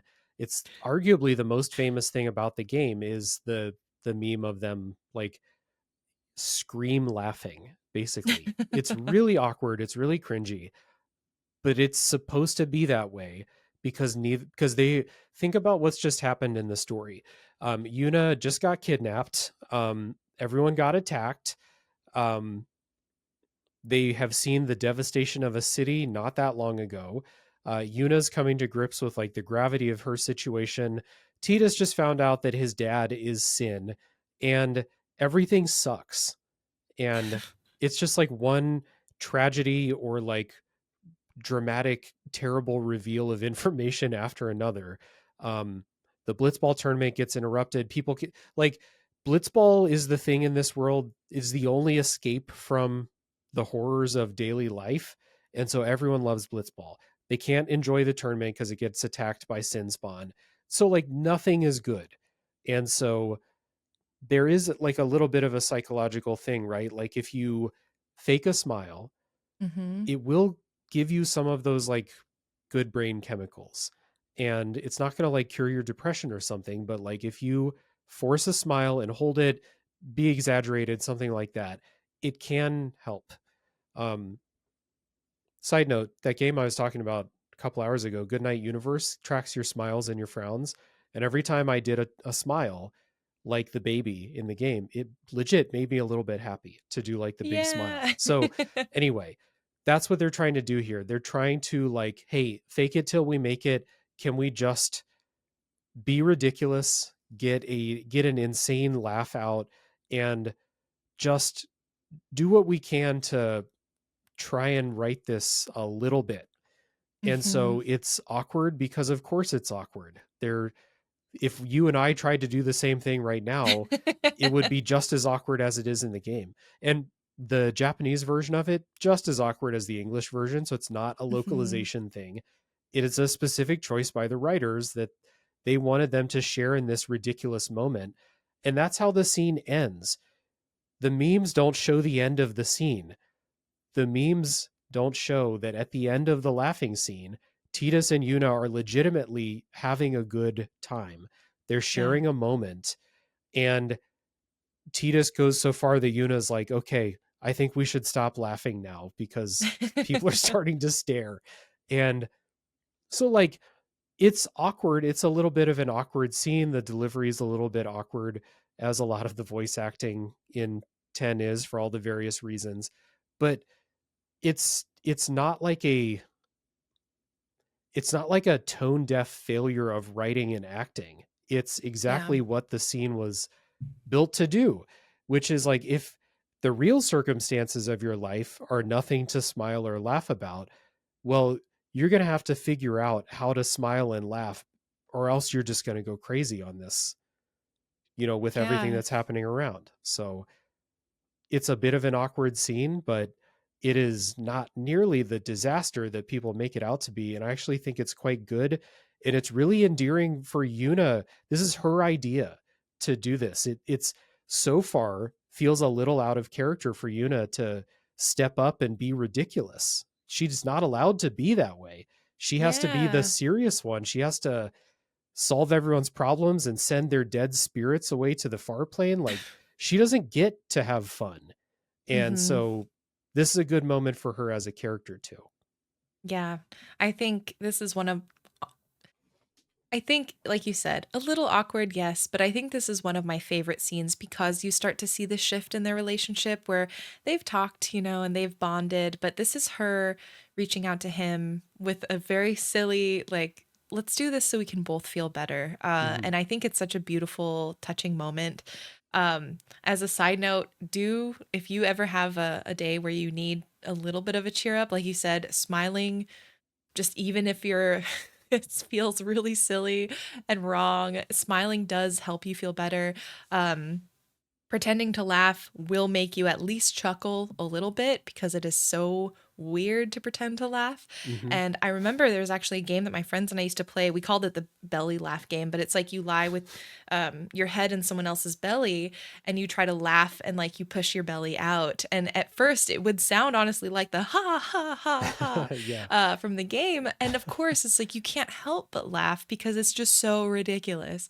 And so I agree. I think this is a really lovely scene that pulled out of context felt got way more maligned than it really is. I do think it has had a redemption arc. I feel like more people now know about it, and while it's still memed, people recognize that it does have a better role in the story contextually. Mm-hmm. Um, but yeah, I completely agree. Amazing TED Talk, 10 Thank out of you. 10. There's a very good video that's, I think it was someone in your Discord shared, of Hmm. the Japanese voice actor laughing and then the echo of the English voice acting laughing. That's very Yes. good. Shout out to whoever made that, because that's a great idea. So they have this sentimental moment. Aaron officially joins as a guardian, which is huge because Aaron was a guardian for Lord Braska. So that's like a big deal. And you go onto the high road. And this is literally one lane, a Mm-hmm. single road that you run on for a very long time, or it feels like a very long time. And this is where a lot of people are kind of coming and going because this is the road, the high road that everyone uses. So you see children playing, people walking. You meet another summoner named Benjamin, who can provide you with a little test if you're willing to take that challenge on. And you meet folks who are also moving towards this operation. So you meet the Chocobo Knights, who are sort of a extension kind of the Crusaders. I Mm-hmm. don't know if they're like totally aligned. Like they're not the Crusaders, they're their own thing, but they seem kind of crusader-y, They're I helping out. guess. Yeah. Yeah, they're helping out. You meet Shalinda, who's a disciple of Yevon, who's trying to dissuade the Crusaders because she knows that they're going to be doing something up ahead. And she talks about how it's not about defeating sin, the teachings must be upheld. So, Mm. again, another example of like, are we following to what purpose are we following this faith? And we end up taking a break at a travel agency owned by an Albed, Mr. Rin. Waka not having it. He does not want to stay, but everyone else kind of overrules him Mm-hmm. and calls him on how ridiculous he is being. So that's a nice moment. And we have a lovely conversation again in the sunset between Yuna and Tidus. We reinforce that sin is punishment for the vanity of the people of Xanarkand. And Tidus asks Yuna, were Machina really that bad? And Yuna, I think this is a moment that I love with her because says, this is the first time I've ever wondered that question. Up until you asking me this, I have never questioned if Machina are that bad. I've Mm-hmm. never questioned any of these teachings. And so, again, between the laughing scene, this conversation, we're starting to see Yuna pull away from how she's typically been and question things, whether it's questioning her, the way she acts towards others versus also her faith. Yeah. Think of who Yuna has been surrounded by up until this point. Like, especially since she started her pilgrimage, which requires a lot of faith that what she's doing is going to work, and it's going to Hmm. work because the teachings are real and correct, right? And Right. then she's surrounded by characters who are either like looking out for her as a person first and foremost, like Kamari and Lulu, and then also someone like Waka, who is like as devout as anybody that you meet in the game. So she doesn't have anyone asking those types of questions around her. And Hmm. so if and she's only like 17, right? So that's a lot of people grow up with whatever belief systems that they grow up around and don't ask Yep. questions until they get a little bit older and experience something else, however that comes. Maybe it comes from your head and you start to just start asking obvious questions. Or maybe you meet someone or see a movie or something like that. But Yuna probably hasn't met a lot of people that are like questioning that. She's not hanging out with the Albed. So Hmm. yeah, having I hadn't thought about that specifically, but having Tidus there as the outsider who's like everything Tidus doesn't really have a worldview because he doesn't know anything. So everything's new for Hmm. him. But he's asking the questions that everyone else is too like in the sauce to ask, right? Yeah. Yeah, and it works great for us because as players, we're also it's a good device for them, right? As Yeah, that's writers, why because then they can say, the isekai character is a good protagonist a lot of times because yeah, they're where we are. yeah. But I think the dual purposes, in addition to educating us as players, it's also Tidus is also getting Yuna to question and start to wonder why are things the way they are. Yeah. And so I think that's a really nice moment there. Mhm. Um, there's a chocobo fiend that shows up. We fight some stuff. We head down the high road, but we end up with a little bit of a blockade because there is an operation with the Crusaders beginning. They say that we cannot pass further on the high road until it is done. And we're trying to figure out what's going on. How can we get through? Because Yuna has to get to the Jose Temple. And basically, who shows up but Seymour on the road as this Crusader operation is happening. And Seymour just goes up to the gates and says, I have a request. I'll go up to where I need to go, but Lady Yuna needs to be able to pass through as well. Mhm. And this is a moment because Seymour is a maester of Yevon. The Crusaders are using Machina in this operation. We also find out that there's Albed as a part of this operation. And so this is a huge deviation from the teachings that he is supposed to be not just a follower of, he's a representative of. Yeah. And Waka, you linked a conversation point that I Mhm. thought was really great. Yep. Waka just straight up asks like hey, sir, I don't want to overstep, but like should we be associating ourselves with these machina users? Like these go against the teachings. And Seymour, this is like great characterization for him. He's just Hmm. like, well, pretend you didn't see that. And Waka's like, uh excuse me, like is that something What? a maester should say? And Seymour is like, well, pretend I didn't say it then. And then he walks away, and he says it in that like really, that in that voice, like that really just sure of himself, like, hey, leave it alone, buddy, type of voice. And it's like, if you want to Hmm. get worked up over this, that's fine, but it has nothing to do with me. Like, I know what's up. Like, I'm having a hard time describing that tone in his voice, but it's really, it like cuts right through. Yeah. Because like you said, if anyone's supposed to be like going by the book, it should be Seymour. This is his whole Hmm. thing. And for him to just say like, well, pretend you didn't see it then, and just a matter of fact like that. And poor Waka, I mean, he is so entrenched in this faith of Yevon that this is like a world-shattering Yeah. kind of Yeah, moment for be him. like the Pope telling you that God's not real, basically. Yeah, yeah, like the number one tenet is to not associate with Machina, Yeah. and the fact that Seymour is here, willing to sort of brush that aside to do this mission to try and take on Sin at this beach.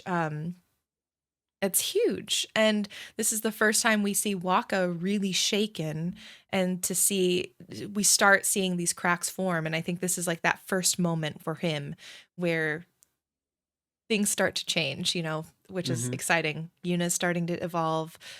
Waka and is following along. Poor Waka, but it's good. Yeah. It's good for him ultimately. Hmm. Um, and we go through this what's we found is called Operation Mihen, I think is that what it was Yep. called. Yeah, Operation Mayhem on Mushroom Rock, and they're trying to draw Sin in to take it on and definitively destroy it using basically all the firepower they can. They've Hmm. collected as much as they could into this one location. They have Sin Spawn trapped because they know that Sin is drawn to where Sin Spawn have been congregating, and they're thinking we are pulling all the stops. This has to be something that does effective damage, if not defeat Sin, right? Maybe this is going to be it. Yep. And it's like they got laser cannons and stuff. Like Yeah. it's a lot of stuff. Like you fought Sin before with like Waka throwing a blitz ball and your little thunder spells and stuff like that. So yeah, Operation Mihen. it commences, they shoot all the stuff, Sin shows up, they shoot the laser cannons and stuff, and it's just uh Sin just kind of like spits on it. He's just like, Yeah. he puts up a shield and it blocks everything, and then he absolutely vaporizes everybody on the beach. It's like It's, it's kind it's of it's horrible. more brutal than the one on Kilika. The one on Hmm. Kilika was like, the winds and the water like swirled up and like lifted people up in the air and stuff like that. You see people get vaporized on Yeah. the mushroom rock. Yeah. And so it's like, okay, so all the strength that they could muster here just made Sin even angrier. It feels like Yeah. it didn't do anything appreciable to him. So that's not going to work. No. It's pretty wild. And I think in Discord someone mentioned it was like for anyone who's played Expedition 33, it was like the beach was gamaged basically. Like that's Yeah. how sudden and brutal this attack from Sin was. Hmm. And for obvious reasons, the survivors of this operation are completely shaken. There are so few survivors, first of all, and the ones who do survive are basically like, well, if this level of machina can't put a dent into Sin, like what are we going to do? And Hmm. in a lot of ways you can see with, like you said, with the NPCs at Kilika, they are, as you talk to people along the road, they're reacting to it, and some are saying, well, maybe that Yevon is the way to go. Like this, if this doesn't do it, maybe the summoner is the only way that Sin can be defeated. Maybe Yevon is really right. And you see Yeah. people from Yevon saying like, we will take any who are willing to come back to the faith. And so you're seeing how this topic of faith and like belief comes up again in terms of tragedy, and like how your beliefs are impacted as a result. Yeah. Um, You had mentioned in the last episode that one of the themes of Final Fantasy X is like how people choose to move forward, and like how people mhm, choose to, so we have this really bad situation. What are you going to do? What's the action that you're going to take, basically? And so we had these different factions who have different ideas of like what is the best course of action to do. And um now we've just seen two of the major three absolutely decimated. So yeah. that leaves, it leaves Yuna as the last hope. I mean, Seymour is really powerful. There's a part in this part where you get to fight alongside Seymour. I Mhm. love when games do this. They did it with Sephiroth in FF7. It Yeah. was awesome.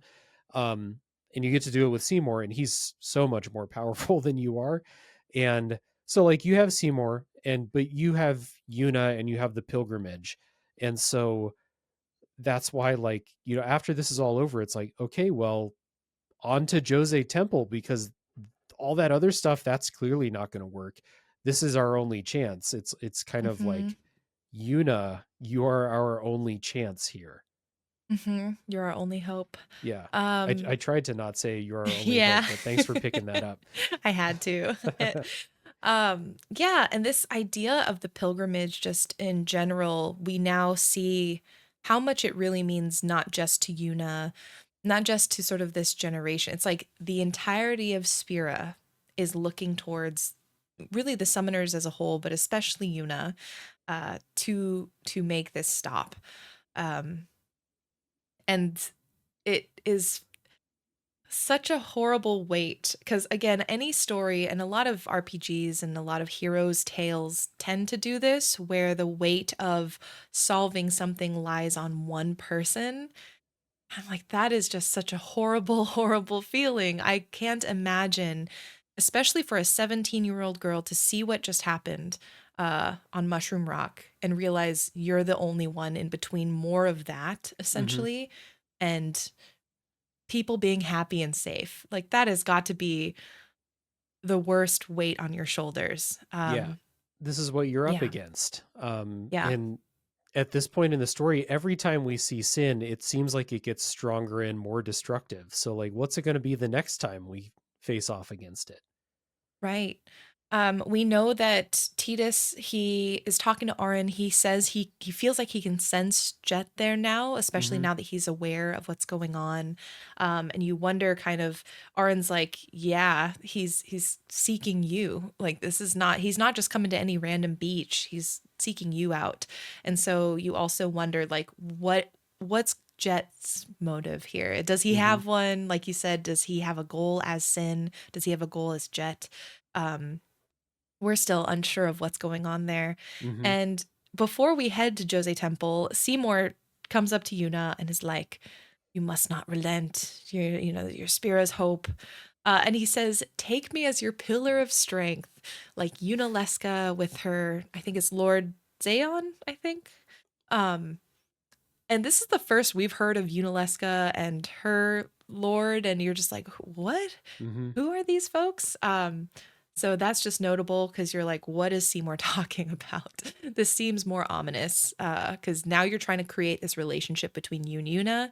Mm-hmm. And for me, I'm like, I don't like you, so no, get away. Right. And that if you're invested in the story of Tidus and Yuna like falling in love, which is Mm-hmm. slowly we're working that way. Um, Now Seymour is trying to insert himself in there. Yeah. Not about it. Nope.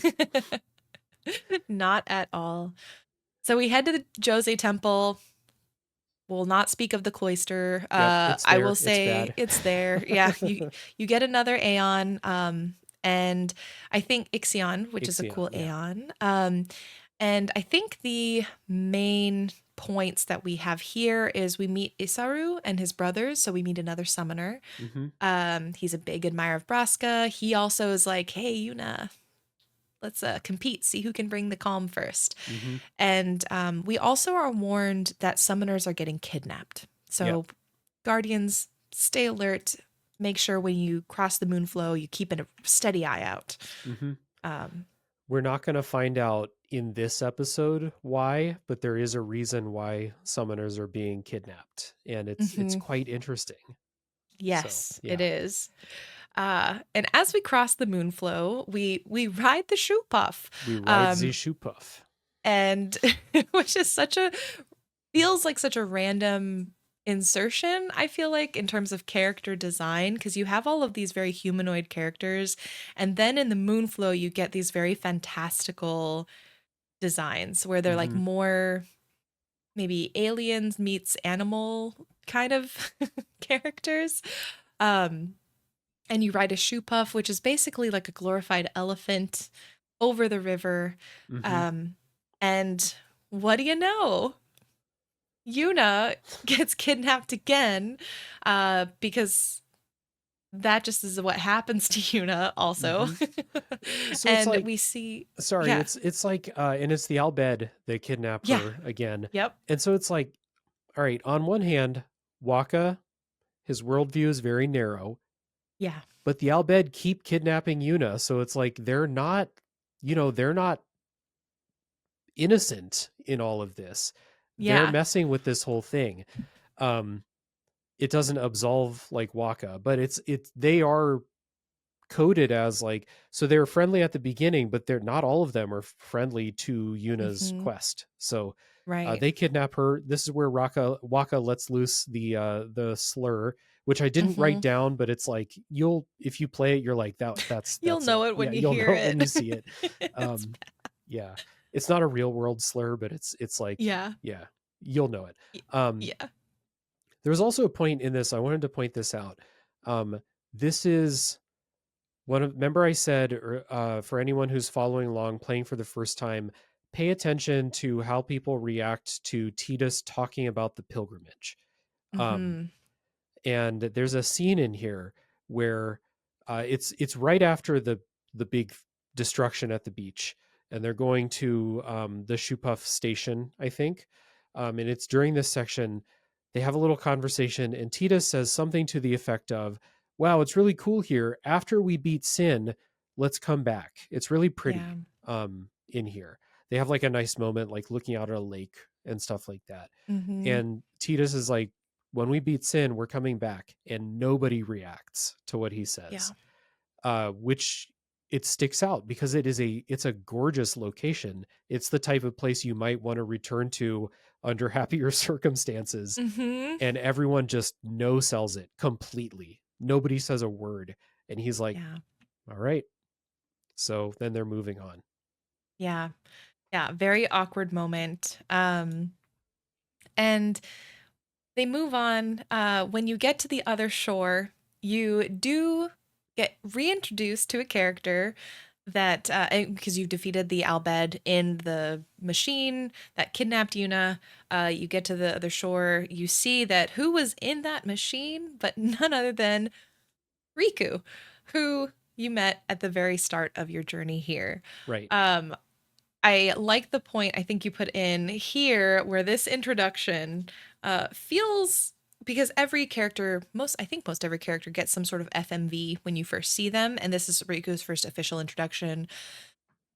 It is a little bit male gazy here. You've got her like unzipping her outfit, coming out, pulling stuff off. Mm-hmm. Very long camera shots Yeah. of different body parts. The camera And she's lingers. 15. Yes. Let's not Yeah, forget just that. to put that out there, she's also 15. So Yeah. it's very awkward and not great. Yep. The first time you meet Riku was like a little bit like this. I feel like this one Yes. is extreme. Like the camera lingers. It does that. We'll start at the bottom of her body and work our way up as she's unzipping her Hmm. wetsuit type of thing. From like it's like a Baywatch thing. Yeah, Not like not not great. great.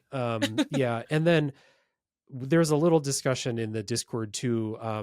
Lulu's victory animation after combat, she kind of like Yeah. she bends over in front of the camera and like it's like Yeah. cleavage right in the camera. Um, Hmm. and there's only by my count two things in the game have jiggle physics, and they both belong to Lulu. Yeah. I think you are correct. As doing a quick inventory Yep. of the animation, yeah, I'm pretty sure Lulu is the only character and really any sort of asset in the game that has jiggle Right. physics. You are right. It's one of those things where like I'm not opposed to characters having like a sexy design. I have no problem with like Lulu's outfit per se. But that animation is just it's built for you to leer at Lulu after combat. And Hmm. like I don't need the animation to do that. If I think that Lulu's sexy, just let me do that on my own time. I don't need the game to present it for me. And then the thing with Yeah. Riku is just gross. Just straight up. Yeah. It's just not great. Yeah, it's moments like this where you are kind of shot back to, oh, this game is really of that time. I feel like at least with a lot of the games and that I play, like I very rarely encounter that. I know it still exists with a lot of because I play a lot of indies and bigger games, bigger IPs. It still exists, but I feel Yeah. like I encounter it so infrequently.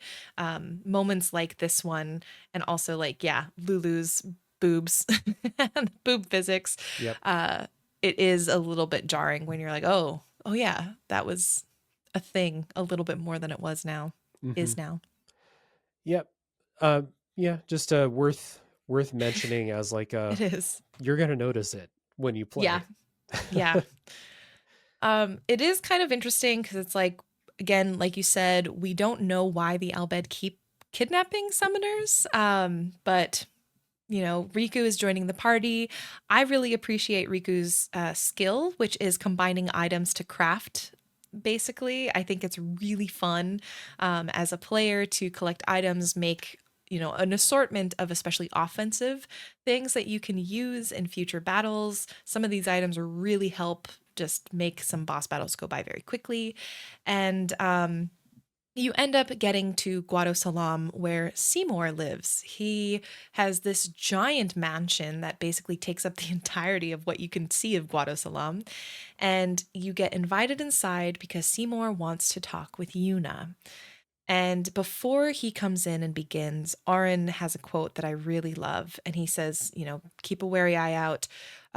Those with power use that power. Hmm. Maesters have power. Hmm. And so we already know, like, Aaron not really into what's going on here. He's on edge, so you're on edge as a player.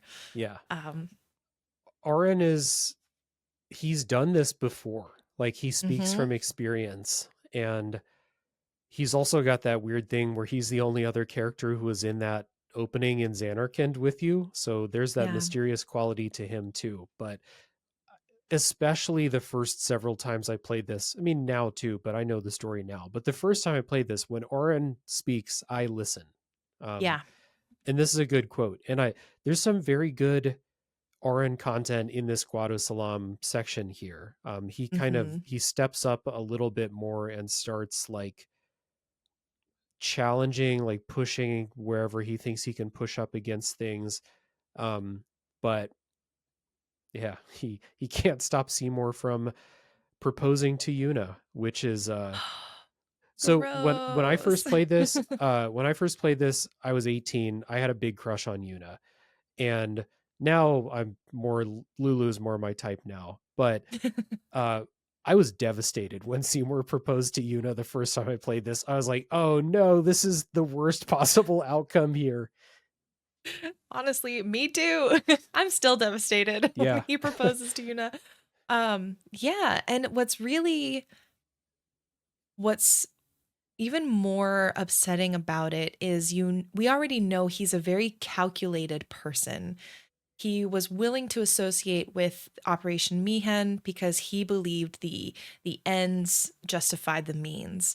yeah, This is the same thing with Yuna, where he doesn't even know her really. yeah. He really just met her at Luca, and to he understands her lineage and the response that Spira will have to a marriage between the daughter of Lord Braska and the son of Lord Jiskel. Hmm. And he is so calculated in this proposal. And so it's just more frustrating and upsetting to see how Yuna, as this young woman, um, being used in this way, and she knows, that this is a calculated marriage, this is not one of love, and so I guess maybe she's not being totally used, but to basically say your purpose right now, you are nothing more to me than a pawn to keep Spira happy, to keep the masses moving forward. And so we will do this not only through your pilgrimage, but I want you to marry me too. It's just Hmm. horrible. Yeah, and the thought process that Yuna goes through is pretty calculated as well. Like Mm-hmm. she doesn't love Seymour. She probably knows that Seymour's bad news, but her reasoning is that if this helps, if this brings people an afternoon of happiness, if this helps me in my pilgrimage at all, because it's like her one thing, because she does accept. She says she's going to marry Seymour. Her Yeah. one thing is like the pilgrimage goes on, and so if Yeah. this is going to help the pilgrimage, sure, it's another way that she sacrifices her own wants and needs for the good of, or what she perceives to be the good of the people. Just consistently, yeah, just everything about her at this point is putting everyone else's needs ahead of her own. Mm-hmm. Even when it comes to like, well, you don't know what's going to happen when you marry Seymour, so it's like, Yeah. is he going to allow? Is he going to allow Tidus to follow around? Seymour doesn't like Auron and he knows something about Auron, so is that Mm-hmm. uh what's going to happen with that? There's a lot of stuff here, but it is again, Yuna, just what's one more way that I can, sacrifice something for other people? And I will say, especially the first time I played this, and I was at the point where I was like, girl, like, I get it. You're nice, you're selfless, but like, this is next level. What are you doing? Yeah, And if this is your first time playing this, if you're feeling that, that is very valid and relatable because this is next level. Like, why are you doing this? You're already doing so much with the pilgrimage. yeah, You don't have to marry Seymour on top of that. And I think Tidus is, as the player sort of insert in this case, he reacts very similarly, where he's Hmm. like, nobody's asking her if he even likes Seymour. Like, what? Why is this even an option? It's Why are we it's even considering this? yeah, it's kind of a naive point of view from Tidus because like there's Hmm. obviously there's no love in this arrangement. This Yeah, is something not bigger than that. It's something different. It's yeah. something more political. And I honestly wonder like could Yuna say no? Like does she feel like she actually could say no to Seymour? Like this is the Mm. this is the most powerful person in the world, I think. Like would it be is this one of those things where it's like damned if you do, damned if you don't? If you refuse Seymour, like is he going to make life terrible for you or people you love? Like that could have been part of the calculus also. Uh, just because you got me thinking about this, because I think there's a power dynamic for sure. Yeah. Also, I looked up his age because we're talking about everyone's age. Seymour is 28. Okay. Okay. Yuna is 17. So we Mhm. not only have a power dynamic, we have this like age dynamic as well. Mhm. Not good. Again, 17. Mm-mm. Yeah, no. And Seymour's like he's for real, he's like in his late 30s or his 40s, like Yeah, for real. he's a He's a full 40-year-old grown man. adult. Yeah. Yeah. Um so yeah, I think that honestly, I think that it's a bit of a trap. Like, I don't think Yuna Hmm. could have said no. And it's a bit of a moot point because she didn't say no. She didn't try it. But I wonder if she considered it and was like, it's actually like, this sucks, but it actually might be best if I just say yes. Yeah. Yeah, I agree. I think for her it would be a catch 22. Yeah, like damned if you do, damned if you don't. And for her, at least the damned if you do is the same ultimate goal. And I think Lulu says this. At the end of the day, her purpose in life right now is to make Spira happy. It's just Yeah. another way to do the same thing that she's trying to do. Hmm. Um, so yeah, really sucks. Yep. And on top of that, while they're talking with Seymour, all of this is happening. As you mentioned, Guadosalam is right adjacent to the far plane. Um, and the far plane is essentially where the Fireflies sort of, I don't know if they originate from here, but this is where a lot of them gather. And it's where people can go to remember those have passed on and essentially see illusions or memories of those that have passed on and Yeah. kind of interact with them in a way, which I feel a little conflicted about, to be very honest. I think the sentiment is nice, but frankly, like I'm seeing um, AI technologies getting announced that are like interact with, memories, make your loved one in this AI thing, and you can Yeah. interact with them. And that's honestly where my mind went when we hit this scene, where I was like, oh my god, is Mm. this like Spira AI? Like, at least uh, at least the difference with the far plane is that it manifests from the memories in your head. that's true. That's So true. at least you get the version of that person that you remember in the far Yeah, it's plane. at least not being It's not scraped from all of their scraped. Facebook Yeah. posts from when they were still alive or something, which is like Yeah. No, horrifying to me. definitely not the same Yeah. as the Black Mirror AI that apparently exists now, or people are trying to make exist. But Right. it is, I think, going, I think, more seriously to the themes of like people being able to let go. I think the far plane is an interesting place because this is an area of the world where people can go to hold on to those memories and hold on to those people for better or for worse. Hmm. Um, and you see Waka goes up and he is talking with Chapu, and you get to see Chapu for the first Hmm. time. You see Yuna talking with her parents. Um, Notably, Aaron doesn't go up, Riku doesn't go up. Yeah. Riku, I think Riku just says like we don't believe in that. Like I think so. Hmm. And Yeah. then Oren, yeah, he says like something like I don't belong there or something like that. And he Hmm. just like stays behind. Yeah. Um see there's a point in this this part where Seymour and Aaron are doing a little like verbal sparring. about, because Aren Yes. doesn't Yeah. want Seymour to marry Yuna, and Seymour just kind of like cuts off the conversation. He just kind of like looks at Aren and he's like, "Why are you still here, sir?" In that voice again. He says, Mm-hmm. "We Guado are keen to the scent of the far plain." And you're like, what does that mean? And then a couple of minutes later, Aren doesn't go into the far plane with everybody else. He says he Yeah. doesn't belong there. So, something to note. I Mm-hmm. love this scene in the far plane. I especially love when Lulu is talking to Chapu. It's Mm-hmm. pretty sad, um, because Lulu and Chapu were in a relationship when he died. Yeah. Um, and so there's a point earlier where like uh, you can talk to Lulu and like suggest that she date Waka because they seem to have some chemistry or something. And she's Right. like, "Oh, we're not touching that." And now you know why, because she was dating his brother. Um, Yeah. but she talks to him, and you get to see part of the conversation, and it's really sad. This line like really is really affecting. She says at the end of it, she says, "Goodbye, Chapu. You always said I looked grumpy, but those were the happiest days of my life." Yeah. Lula has a little like resting bitch face going on.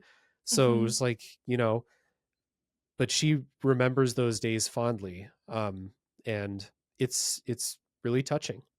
Yeah. I love Lulu. I I wish we got more with her because she is, like I said, underdeveloped in the sense that we don't get as much time with her as I think I would like as a player, because I think she's a really interesting character, Mm-hmm. for all the reasons we mentioned when we first introduced her and talked about her. And it's nice that we do get a moment and get to learn a little bit more about her and her some of the emotions that may be driving her purpose and her reason for being here. She obviously adores Yuna, loves her like a younger sister. But I would imagine that Chapu's death also has impacted her decision to stay and be a guardian and take on this fight that he left to fight sin, and Mm-hmm. sort of carrying him as she's doing the same thing that he set out to do, I think maybe a big part of her journey as a guardian. You could view the pilgrimage as um, people signing up for a one-way trip. Basically, like it's a fairly hopeless. Yeah. You got to have optimism and you got to believe that you can do it, but like most summoners don't defeat sin. Most of them Yeah. die along the way somewhere. And so maybe her losing Chapu is like, well, I can be a guardian for Yuna. That's something that can give my life a new purpose now. Something Mhm. that I can do, because otherwise I'll just sit in Besaid and wait, I guess. Like it Yeah. people are driven into those choices because like what else are you gonna do in Spira? There's no there's no life of leisure. There's no what can people do if they're not actively fighting against sin, and however they feel the best way to do that is through religion or Yeah. the pilgrimage or crusading, stuff like that. Yeah. um there's a good conversation with Lulu as you're sitting outside of Seymour's mansion. And it's an optional conversation, you don't have to do this, but um Tidus kind of asks Lulu like, Yuna doesn't love Seymour, does she? And Mhm. Lulu's like, come on, kid.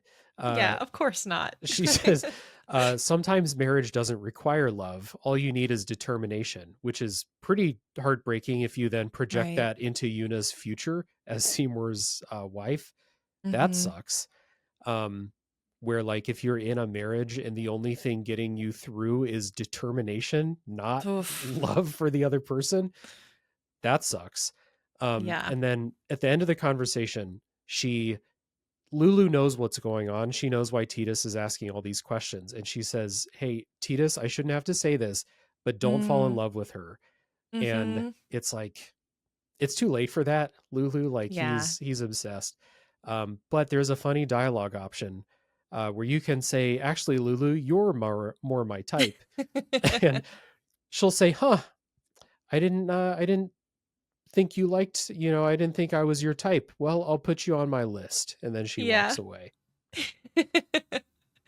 I I love it. Love those little moments where you can be a little sassy, add a Yeah. little levity Hmm. to the situation. And this is where we'll stop because the party has learned, as Yuna is going to talk with Seymour, he's actually left, headed to Makalania. So you have to head through the Thunder Plains to try and maybe catch up with him and also, again, continue on your pilgrimage. Hmm. And that is the end, I think, of part one, unless there's any last notes you wanted to throw out there. Moving into part two. Nope, just one of the cheesiest lines of the game where Tidus asks, or Tidus says, I think he's going to Macarena Temple. Yes. You gotta, you gotta date yourself by putting in a reference to a specific viral dance in a Yes. moment in time. So for next discussion episode, we will be finishing out our conversation on Final Fantasy X. And it is a hefty conversation. If you are listening, if you have made it this far, we're nearly 4 hours in, which is absolutely wild. But that just is a testament not only to the game and how, even being what, almost 20 years old at this point, 25 almost at this point, it has so much to delve into, but also a testament to Dave and just like the reference and knowledge you bring and thoughtfulness you brought to the conversation. It's been so much fun just deep diving this game with you and digging through it. And so next episode, we'll be doing our game of the year sort of wind down episode. We'll also be talking through, I will have to make sure, I think we'll be doing, no, voting will still be happening. So voting will just have closed and I will be tallying everything up. And the final episode of 2025 will be on the 16th, and that'll be our deep dive. For anyone who'd like to come and hang out on Saturday, November 22nd, we'll be having our part one conversation and hangout. That's, if you're listening on the episode drop, that's this coming Saturday. If you'd like to talk about the first half of the game, hop into the Discord. There's a channel, a role. Just give yourself the Geeks and Grounds role, and you can come and chat with us live. We hang out for about an hour.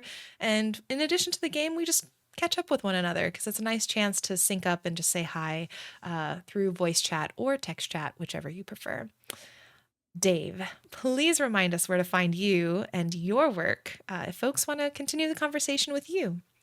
Yeah. So first of all, thank you for letting me deep dive the game with you. It's been a lot of fun, and thank you for indulging me in all of my tangents. Mm-hmm. If there's anything about me with the mic, it's that I can talk. So I appreciate a very long discussion, and probably another one when we do the second half of the game. Oh, Just yeah.